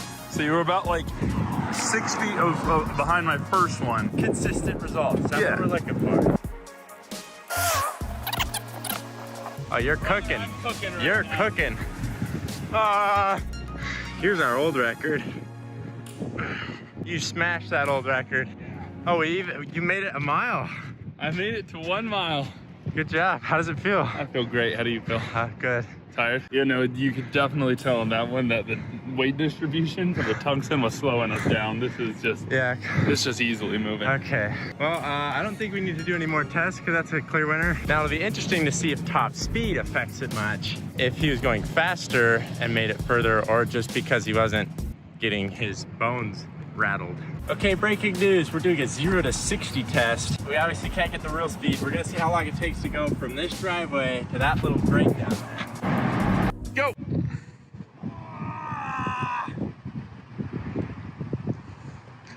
Picture perfect finish. Stop! Go! Stop. Go! We have it set to 3rd gear and 5th gear, kind of on purpose because that's high gears. Boom! So with those higher gears, it's a little harder, and that's kind of the point. We're gonna do the same gears with the normal bike. Go! So there's a truck right in the way, so we're just gonna go to the side in the middle of the road. Top of the morning to ya. Go!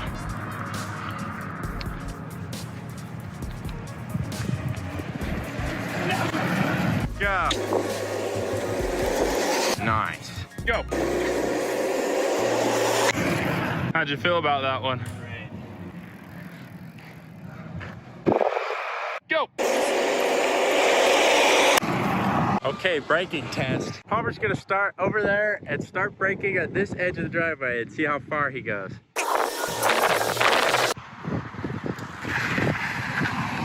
Ooh. Not bad. Suey Baba, so many cars. That is a nice skid mark. Well, this is good. We have an exact distance of braking. Oh, he's cooking. Oh, a little longer on that one. Kind of overlapped, but the other one ended like right here. So got another 1.5 feet there. Okay. Not bad. Not bad. Still started almost the same spot. Yeah.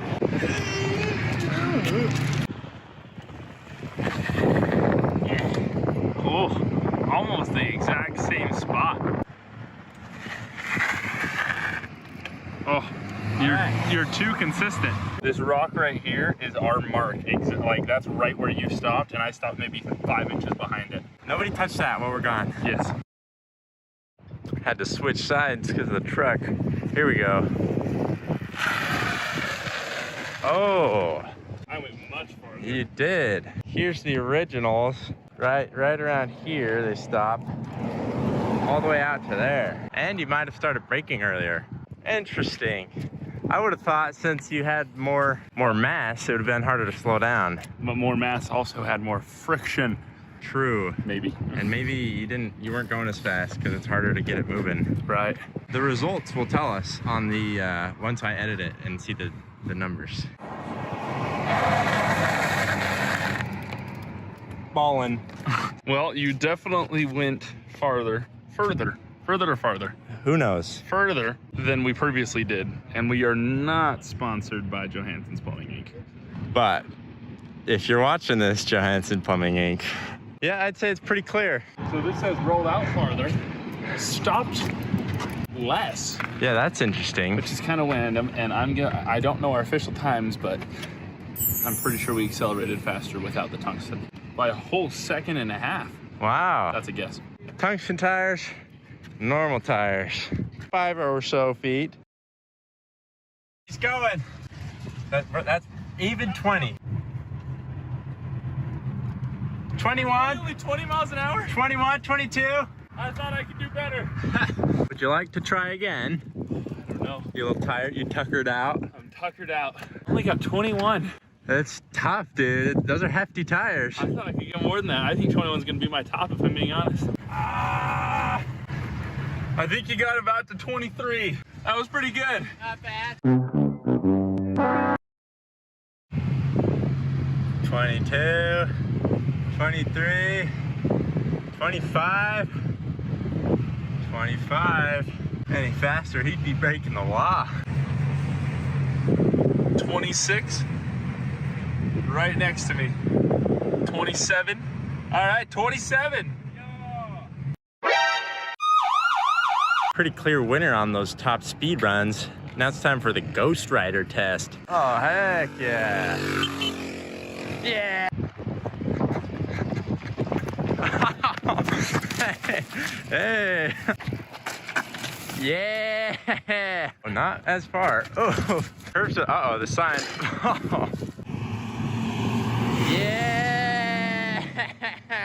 So with the tungsten, it curves left, and with the normal, it curves right. That's what we learned. Yeah, that makes no sense. Yep. They go about the same distance. Science. Depending on the launch. You know, that was some important scientific research. Cyclists will be thanking us for generations. Now it's time for something that's more of a gag than anything. What if we took a normal kettlebell and made it deceptively heavy? Well, look no further than this short segment. These two kettlebells are the exact same size, but one of them, hint hint, is 6 times heavier than the other one. I'm gonna show you how we made it, and then we're gonna have a little fun.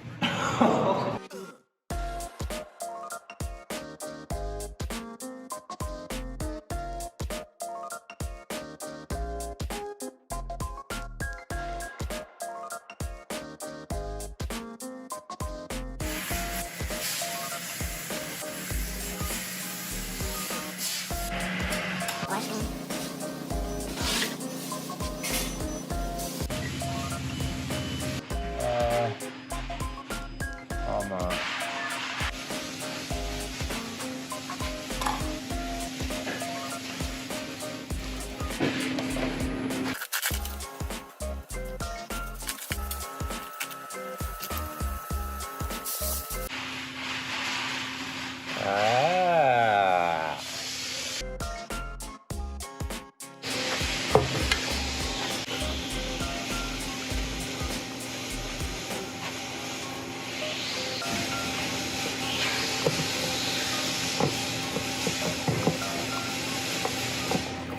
Magic.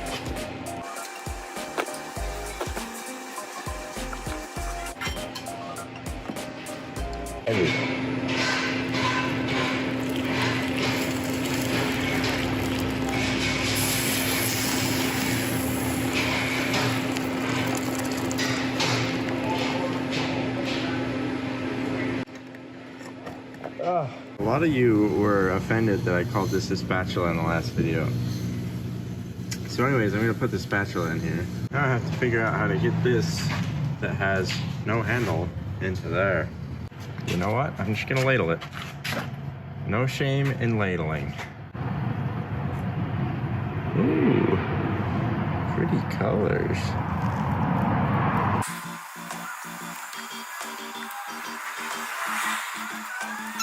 All thanks to me trusty spatula.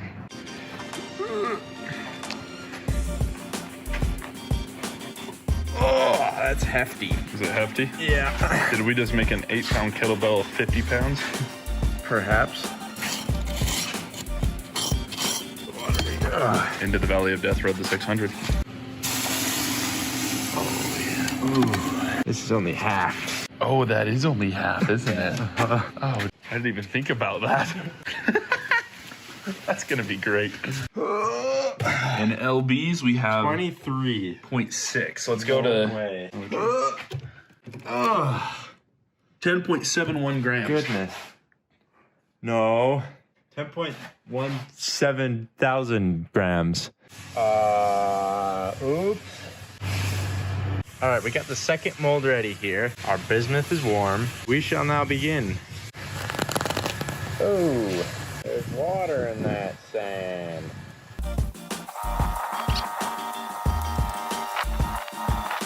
Okay, tungsten time. Everybody's favorite time.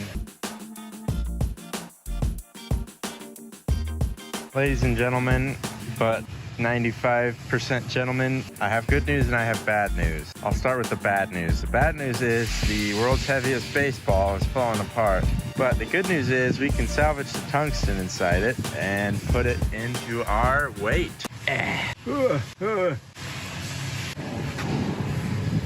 Oh, this side is a lot more broken up than the other one.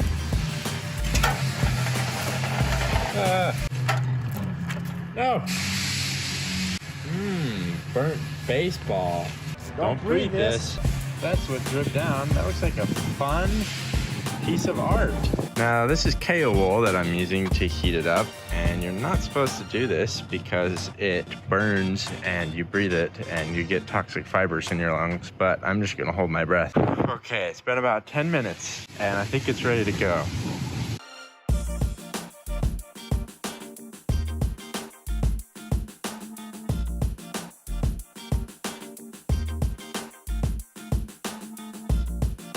Look at the neat crystal forests that form in bismuth as it dries and you pour it out.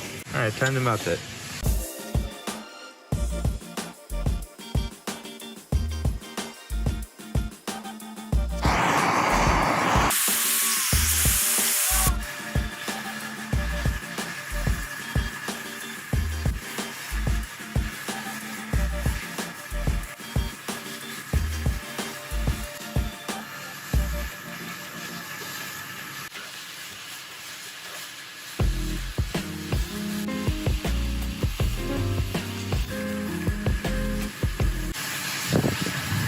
Okay, I intentionally made this half a little thicker. 27.8. Zooey mama.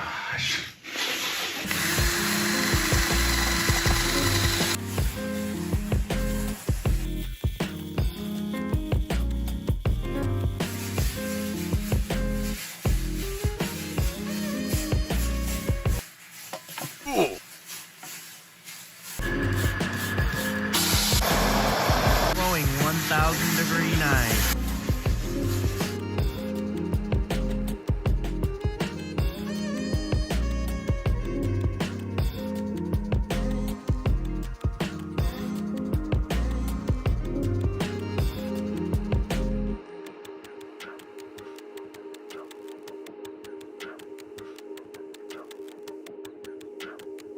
That was really hard to turn over. All right, Phil, I've got a bone to pick with you. You didn't tell me this takes 24 hours to cure. I don't got time for that. We need the hot box. Okay, so it's been about 4 hours in the hot box, and it's looking a lot better. Not all the way cured. I'm not trying to wait another 4 hours for the next coat, so I'm going to use truck bed liner. Because if it's good enough for my truck, it's good enough for my weights. It says to shake vigorously. Rubber smoke. Don't breathe. Tell you what, if anyone lives up to Phil Swift's legacy, it's the Blendtec guy. Will it blend? That is the question.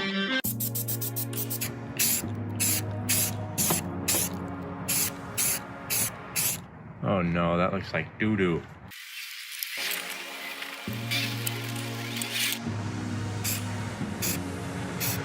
This is good painting technique.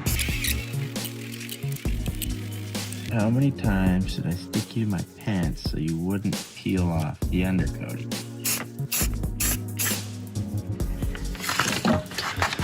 That looks like butt cheeks, like it was never there.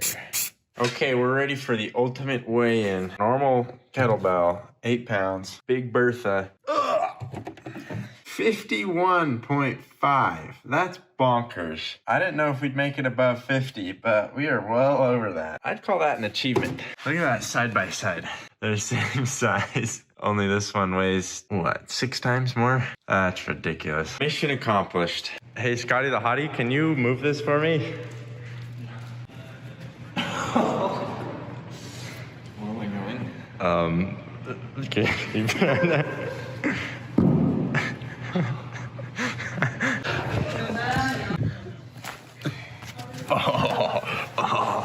Man, I can't wait for this day hike.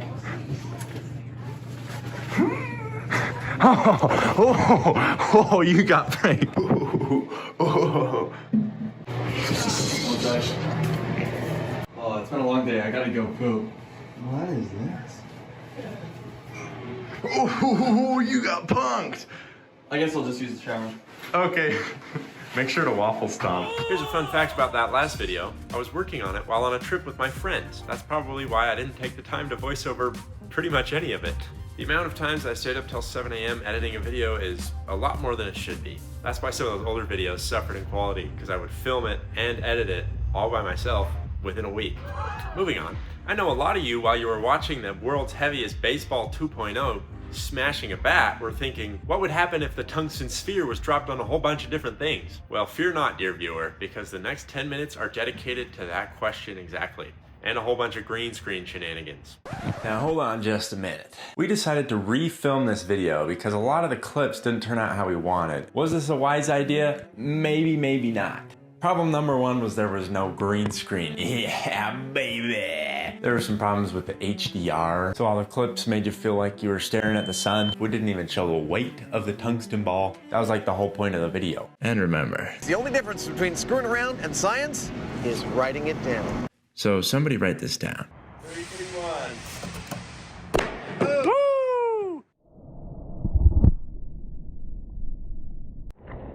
Another problem is we didn't even get any suggestions from our loyal audience. Tracy D, representing the 5% of our female audience, thought it would be a good idea to do it on oobleck, and I concur. Will the oobleck protect the glass bowl? That is the question. Non-Newtonian fluid. Oh! Oh!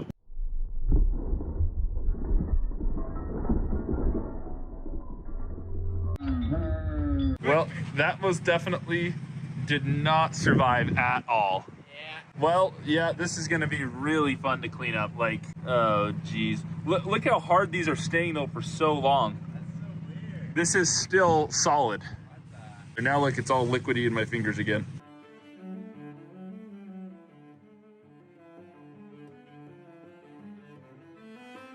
No whammies.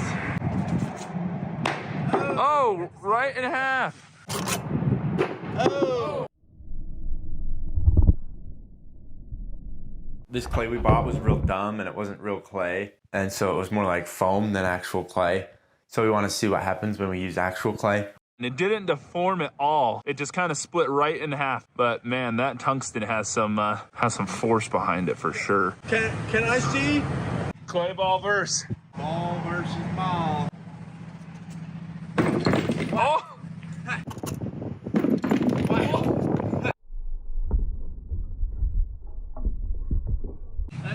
Oh my goodness. That just absolutely absorbed the entire shock of that. That is oh my goodness, that is perfectly shaped for that ball. Like, it's a pedestal now. That's insane, it didn't even open up. All that work I did layering it. For absolutely nothing. Squelch.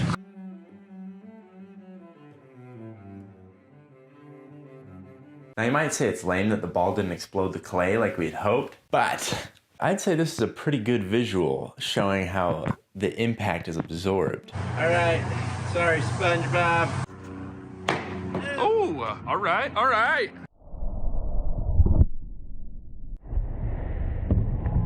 Man, all right. That middled it and absolutely spiraled open the whole entire thing. I can see down Palmer's pants.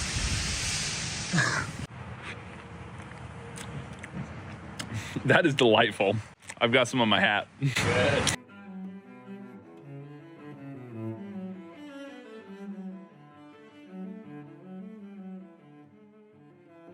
A cute little demonstration. Here we have the tungsten ball on the left and a steel ball, chrome ball. You can see me. Wait a second. Yo, am I MC Escher right now? Going up the stairs and going down the stairs and going up the stairs and going down the stairs and going up the sideways stairs. Coke Zero, is it the best tasting Coke? Let's see. Only one way to find out. Bombs away. Oh, good shot.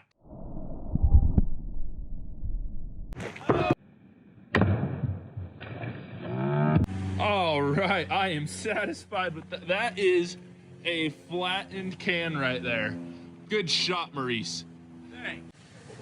Ooh. Oh, what a great explosion. So beautiful. Well done. Hit the hoof. Oh, that hurt.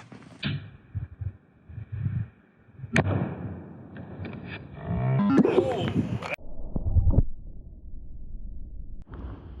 Well, you landed right on, you split his foot in half is what you did. Those were connected at one point in time. That's some good blunt force trauma right there, I'll tell you what.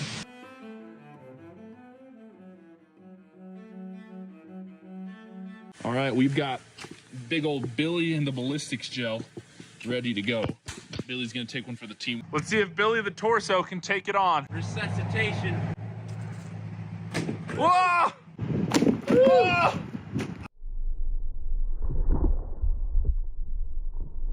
Man, that almost touched the melamine behind it. That sound was nasty. Like, imagine that was you. Call you a doornail, because you're deader.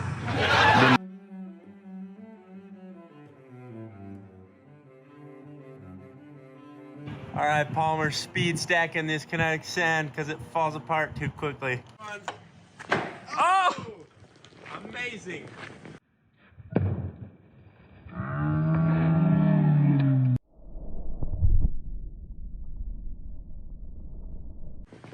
Not bad. That's actually a pretty good spread.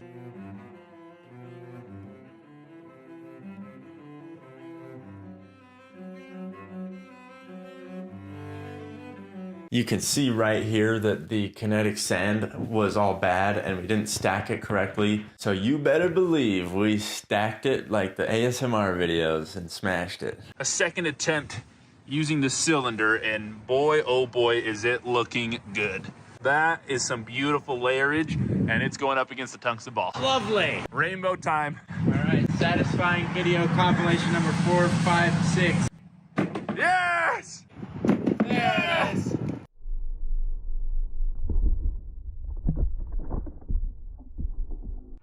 Now that is what we were looking for.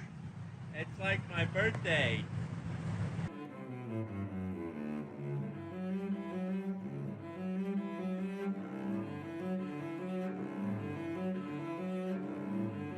Tile.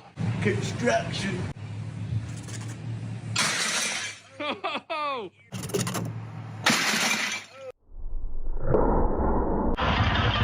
Well, you could say that was a smashing result. We'll have to check out the high speed on that, Johnson. It was not short power, I'll tell you what.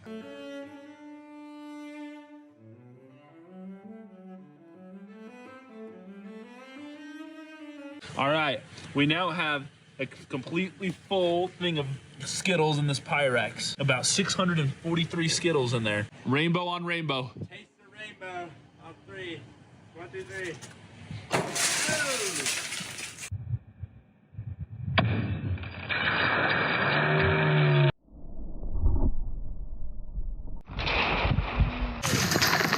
This is beautiful. Let's just say that first and foremost. I must admit, I didn't see it happen because I closed my eyes because I didn't want Pyrex in my eyes. But this looks quite the spread. Is it Easter already? It is. All right. Happy Easter, everyone. Happy Easter, everybody. Oh. Oh, wow. So fast. That was. Here, take it down to 30 real quick. Oh, wow. Wow. The glass looks really neat. Oh, yeah. It's in the Skittles for half a second before just breaks in shape. It's so wild how quickly the glass shatters. It's a frame. Okay, football fans, it's the time you've all been waiting for. Ugh. How heavy is the world's heaviest football? And better yet, is it heavy enough to crush a standard football helmet? And even better yet, how in the world do you make one? Time to find out. First things first, I need to make a mold for this football. It needs to be watertight and fairly strong so I can pour liquids into it and also use it to pack down casting sand. How am I ever going to make something so strange and specific? Why, a 3D printer, of course. I just recently got one of these from Prusa and I still don't know how to use it, but that's not going to stop me. While I was using the 3D printer, I thought, why don't I print the world's lightest football while we're at it? Using this printer that Prusa sent us, it was a lot easier because it can switch between multiple different kinds of materials, so it made taking the supports off really easy. They also sent us their brand new Mark IV's, which prints faster and better than the Mark IV. Once the molds were done printing, I had to prepare them with a little bit of sandpaper to get them really nice and smooth. My plan is to use some metal scraps and hold it all together with resin. That should give me a pretty heavy football. So I went over to the scrap dumpster and had a little bit of an oopsie. I broke my overalls.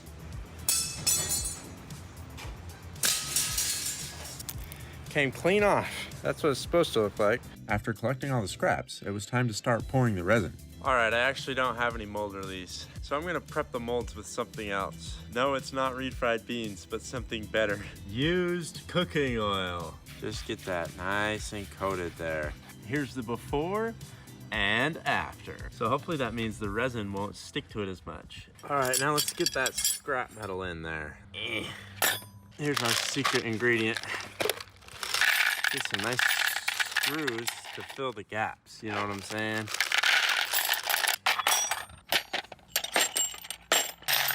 Oh, shadow daggers. My Counter-Strike players know what these are really called.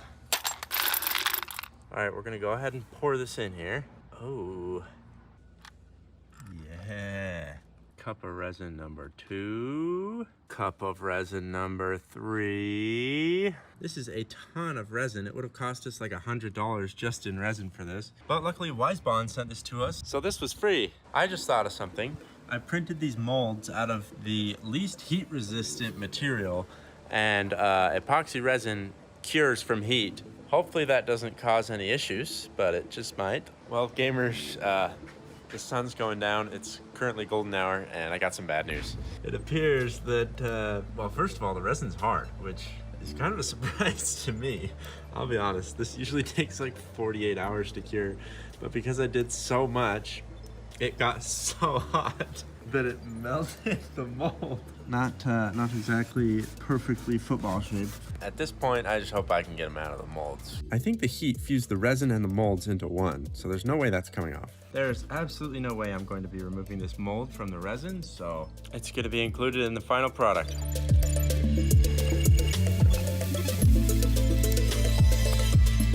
And that's why you don't cut towards yourself, kids. If I sit here and let it run all over me, it kind of makes me look like a tough guy. We're gonna forget about gluing it, and we're just gonna duct tape the two halves together. How do I even do this? Maybe if I wasn't holding it on my lap and I had a table, but... Don't worry, I can help you. Oh, thank you. This is so ghetto. We'll put some Flex Seal on it to appease Phil Swift and make it football colored. I'm doing it for him, guys. Bentley's masquerading as me. That's pooping. Someone had a bad case of diarrhea, bro. Oh, that's nasty. Straight up looks like poo. All right, here's our heavy ball. Let's see how well we did. That's honestly heavier than I thought it was. I mean, 16 is pretty good, but our heavy baseball was like 9. So I think we can do a lot better than that. Okay, this is the first heavy football against a pile of apples. Honestly, this didn't turn out that heavy, but it's a lot heavier than a normal football. But I have some ideas to make a better one. Ready when you are. 3, 2, 1. Oh! I kind of missed, but the ones that did get hit got absolutely shreked. How's the football? It's definitely got some apple guts on it, but it looks like it's fine. I mean, the Flex Seal's coming off a little. It doesn't really stick to duct tape. Yeah, it's definitely not on target. Oh man, look at them getting squished. Oh, I see the juice kind of squirting out. Oh man. Ooh, yeah. Look at how the apples explode out of there. That's interesting. I think we definitely can do better though. I think you're right. That football was a little lame. Let's make it heavier. That was pretty crazy, but I think there's definitely something we can do to make another ball that's way more destructive. Dude, that's more than 50 pounds. To make our ball even heavier, Palmer helped us cat out a design. But it's not gonna look terrible. It'll give you good visualization of a marble ball. Michelangelo got a good visual representation of marble balls, if you know what I'm saying.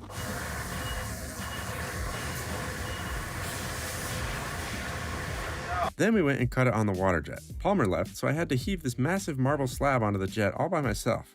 The Waterjet uses water pressurized to 60,000 psi and this fine garnet sand to cut these marble pieces out. Okay, that looks really nice. Stack these up. So we got 1, 2, 3, and 4. Then I'll just do the same thing again, but I had some problems this time. Oh, come on. I watched it fall before my very eyes. That one orangutan on TikTok be like, this is the fun part about running a water jet.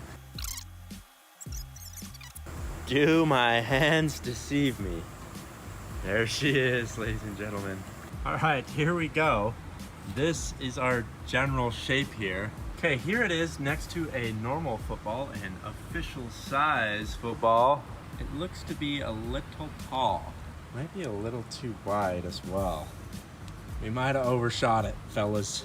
I think we can figure something out, so it'll be all right. All right, now the real question is, are all of these going to fit in the mold?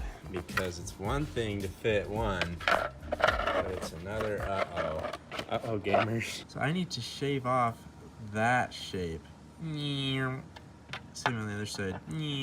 Oh, I guess it's time to start shaving. Let's try a little test here. I'm curious.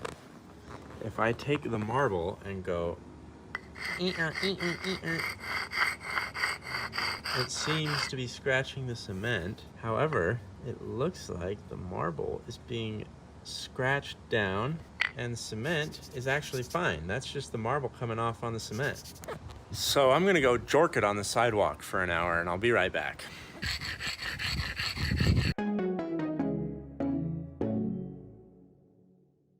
After all that work, it still didn't fit, so I tried something else. All right, I've never done this before and have no idea what I'm doing.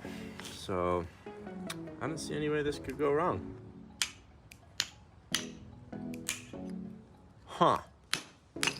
Oh, that kind of did something. Oh, man. Chiseling was working well, but it was really slow, and every once in a while this would happen. I thought the bigger pieces would be easier to work with, but it was still pretty bad. All right, maybe 2. All right, maybe 3. All right, maybe 4. All right, maybe 9. All right, maybe 12. Ouch! All right, maybe 14. Oh, lucky number 14. Why? Why did it break there? That was nowhere near where I was hitting it. Look at this guy. Look how good he is. He says he's 20 and he's just carving masterpieces. Like, look at that. How's he doing that? Actually, I think I can tell what it is.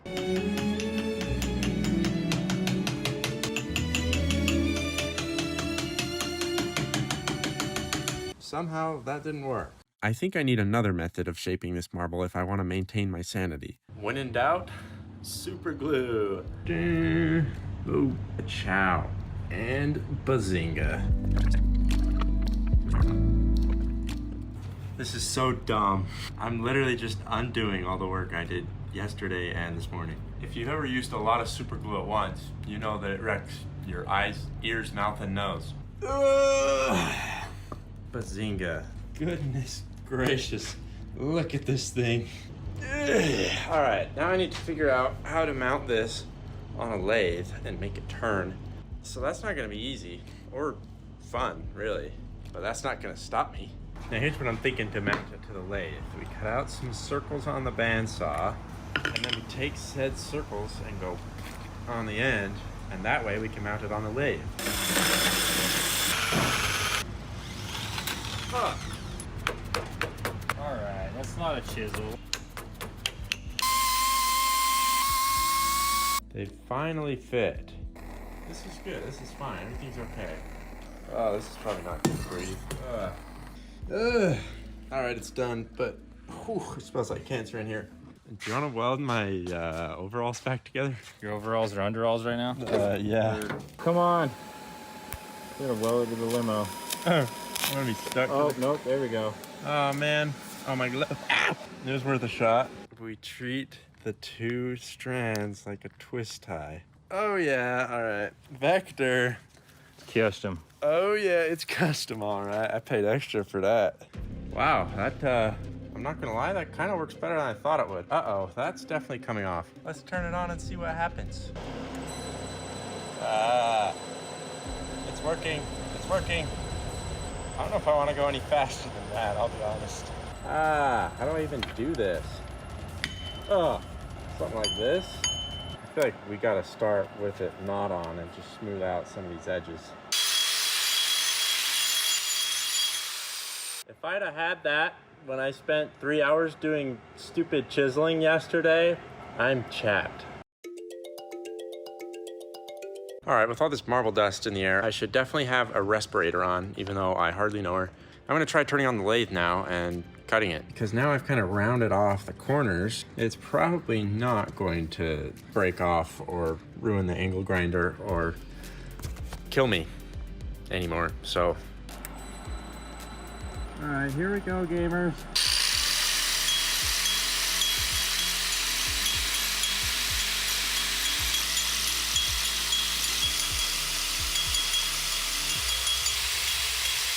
This took forever, but what you need to know is that I spent 2 hours smoothing it out so I could start smoothing it out while it was spinning. But I was slowly making progress until I came up with a genius idea. I had to interrupt Fire by Creed to tell you this, but I figured out a new way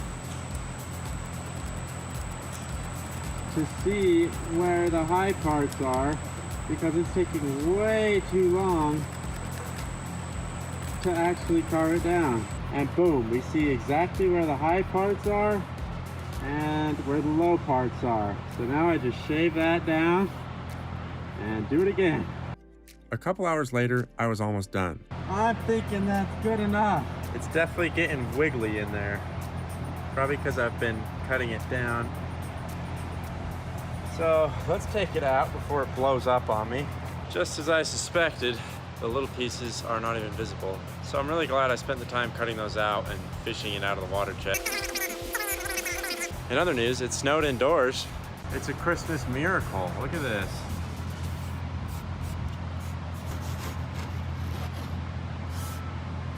The only thing I had left to do was grind off the end pieces. All right, there it is. And also vacuum for an hour. Now I'm ready to put the skin on. I started by sacrificing this normal football and peeling off its skin, something the Mayans would be proud of. Oh man, that is looking swell. Here is our marble football. We have it inside our football case. Now we just have to glue it up.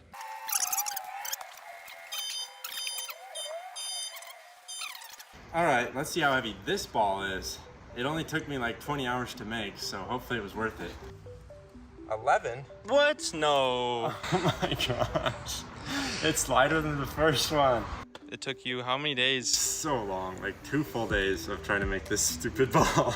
I think it's time to bring out the big guns and make a football that's actually the world's heaviest. If we really want this football to be the world's heaviest, I'm going to have to get in contact with an old friend. I found him alone and covered in Waterjet gunk in the corner of the shop. I got him all cleaned up, but the Waterjet did its best to keep me from him by blasting water and sand at me at Mach 5. However, I prevailed and waddled over to the table to melt it down.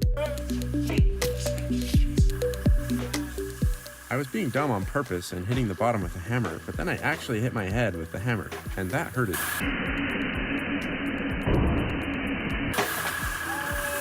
I melted down the bismuth to get it all into one pot because it was spread over multiple pots. I even used the handle from the world's heaviest hammer to get all the bismuth I could. You guys want to see something crazy? Watch this. This is a steel rod. I'm going to drop it in the bismuth and it's going to sink because steel sinks, right? It floats. That is how dense bismuth is. Well, making this mold is going to be a little hard because I don't have a chop saw, but I do have a Waterjet. I'm not going to bore you with making this casting mold, so here's the finished product. Behold, my box.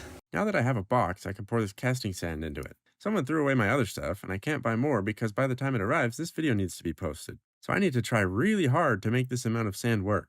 Luckily, I was victorious, Then I started adding elemental tungsten powder to the mold, but this caused a problem, and you're about to see why. All right, we're just gonna carry on with our plan here. Now we set these rods in here. We put one vertically, ka-chow, and that is going to keep the two halves fused together. Now, we get a scoop of the tungsten powder. Okay, we'll start with just a little. It's floating, which doesn't make any sense. Let's see, maybe it's just surface tension keeping it above, or maybe dust is just too lightweight. I push it under, and it's almost hydrophobic. Very strange. These are two things that I've never messed with like this before, so I have no idea what's going on here. If you do, enlighten us in the comments. Well, let's pour this in there, shall we? Can I pick this up? Okay, I'm just gonna be real careful. Come on, come on.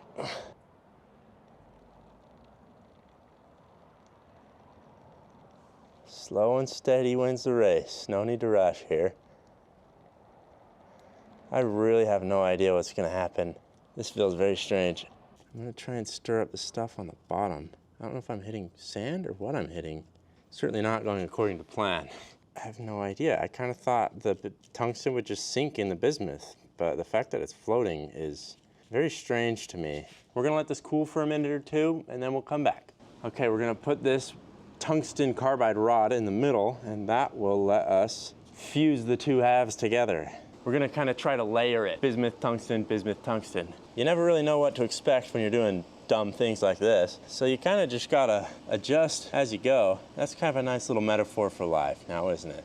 Yeah, look at that mirror finish. Hi, audience. And we'll scoop some tungsten on. Whee! And I think a lot of this is oxidized bismuth as well. All right, let's pour another layer of bismuth on there. Nice little pour here. Don't splash on my barren legs, please. Let's see, let's pour on the sides so our mound of tungsten can remain intact. Is it starting to float? What am I seeing here? What am I looking at?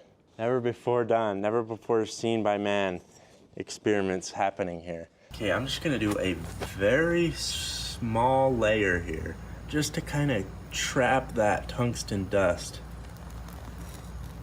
so that it won't leak out. I'm running out of bismuth here, so I gotta be careful not to use too much. Ooh, pretty colors. All right, it is cold. Well, it's still hot, but it's not liquid anymore. It's solid.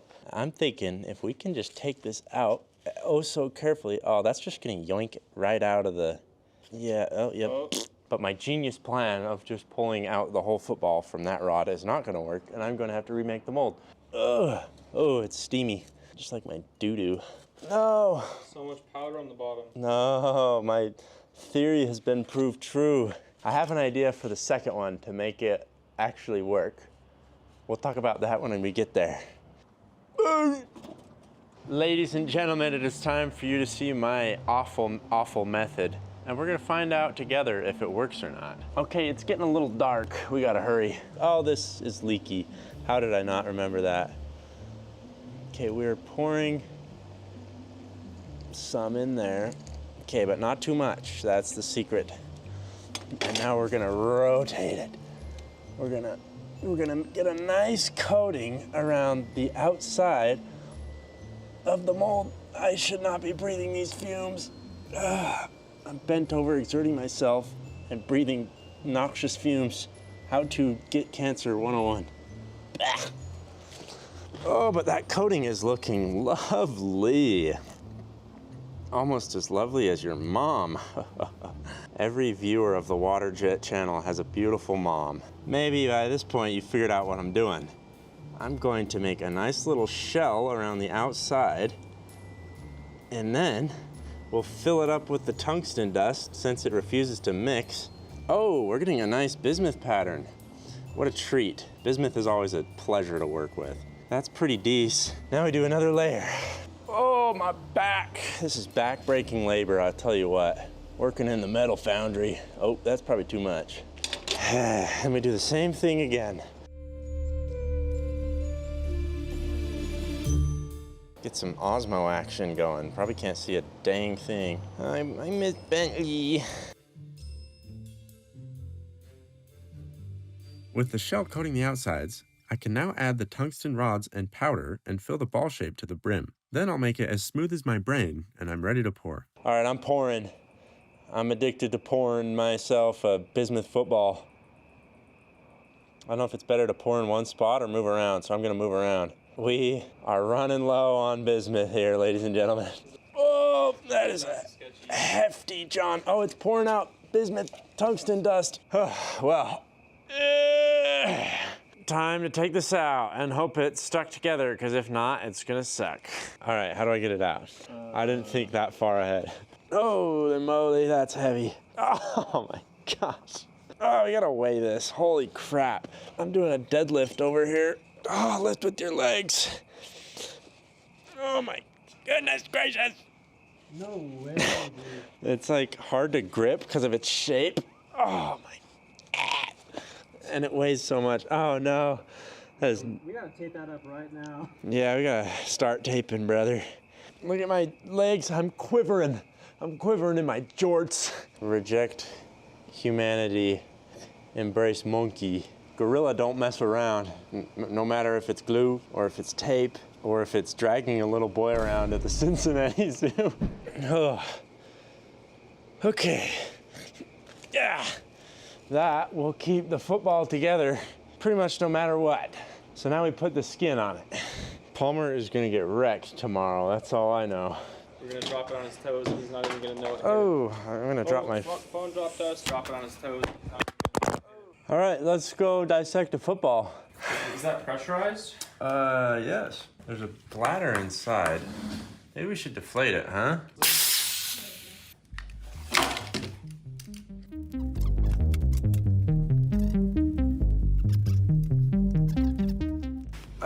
You've had a beautiful baby boy. Hey, why is it attached? Get out of here.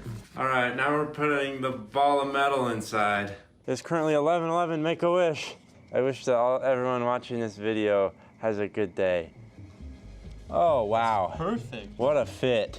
This is almost as good of a fit as I'm wearing right now. It's gluing time. Call me the glue gunner. That's a balloons tower defense joke for you guys. I need the glue hose upgrade. All right, the final piece of our puzzle here. Ooh, alakazam. And with that, we are done, ladies and gentlemen. And not a minute too soon. It is 11:43. I gotta go humiliate Palmer, and then we're gonna smash some things with this football. All right, Palmer, could you grab me that normal football right there? It's just brand new, it's still in the box. I'm nervous to know what you did to this. It's ruining the box, Daniel. That's heavy, holy crap. Yeah, it's crazy. I don't think I could do that with one hand. I know. Oh! I can't even curl it. Yeah, it's crazy how heavy it is. Oh my, genuinely, if I had to give it a guess, I bet you it's 60 to 65 pounds. Okay, I'm right there with you. I think it's in the 60s. I mean, that's heavy. Yeah, and the shape makes it so hard to hold. Like, it's so awkward and weird. Should I take it out of this box? Yes, feel free. Okay. It looks pretty good, though. Is it heavy? No, would you like to try? It's normal. a very normal ball. Would you like to try to hold it? Well, I don't have Oh my gosh! Holy moly. All right, Palmer, give this normal football a toss. Give her all she's got. All she's got, baby. Whew, that was a heater. Oh. Very nice. Thank you. I'll mark the distance with this mushroom. All right, let's see if I can beat Palmer. That was a dime and probably about as good as I could do. So it looks like you beat me by about 10 yards. A little bit, but not by much, but that's on the normal ball. So let's go do another test and I'll give you a special ball. All right, Palmer, here you go. All right, give her a toss. Here we go. Football number 2.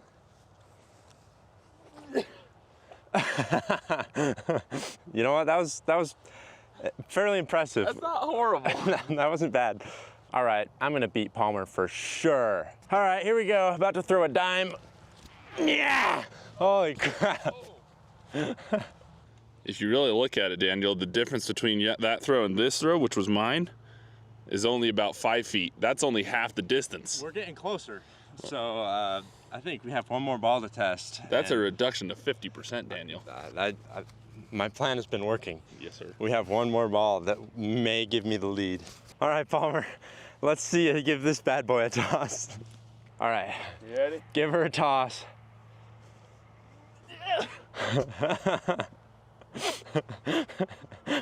That was impressive for how heavy it is.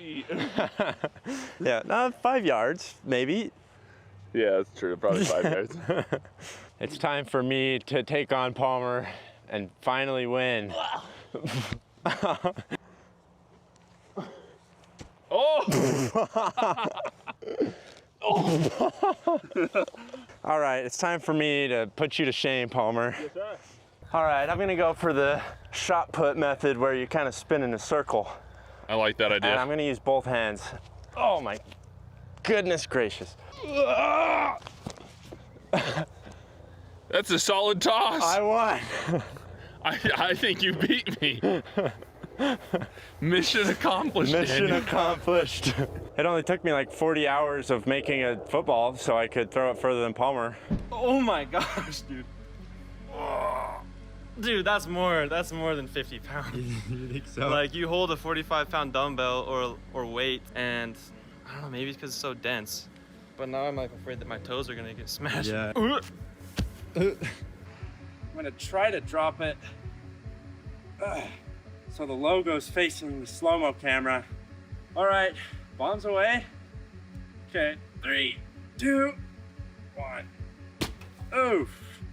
Oh, look at the crater this left in the ground. That's insane.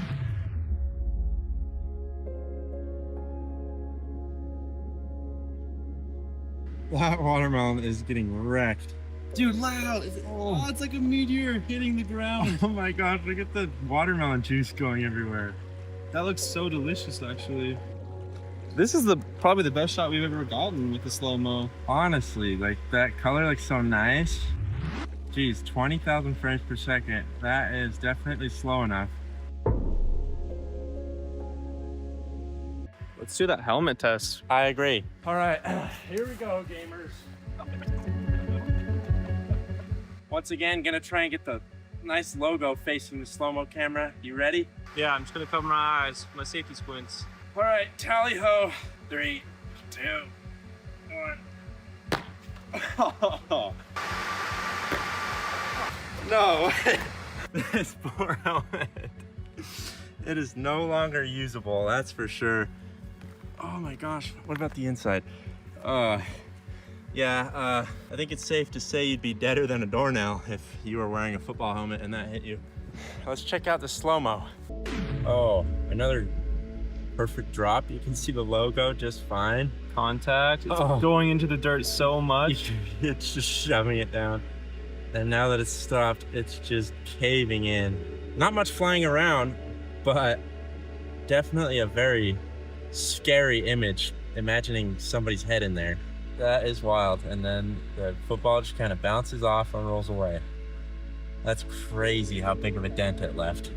Ouch. Okay, it's time to reveal how much this weighs. My guess is somewhere between 50 and 60 pounds. I'll say 55. We've seen the power of this football, but now let's see how much it weighs.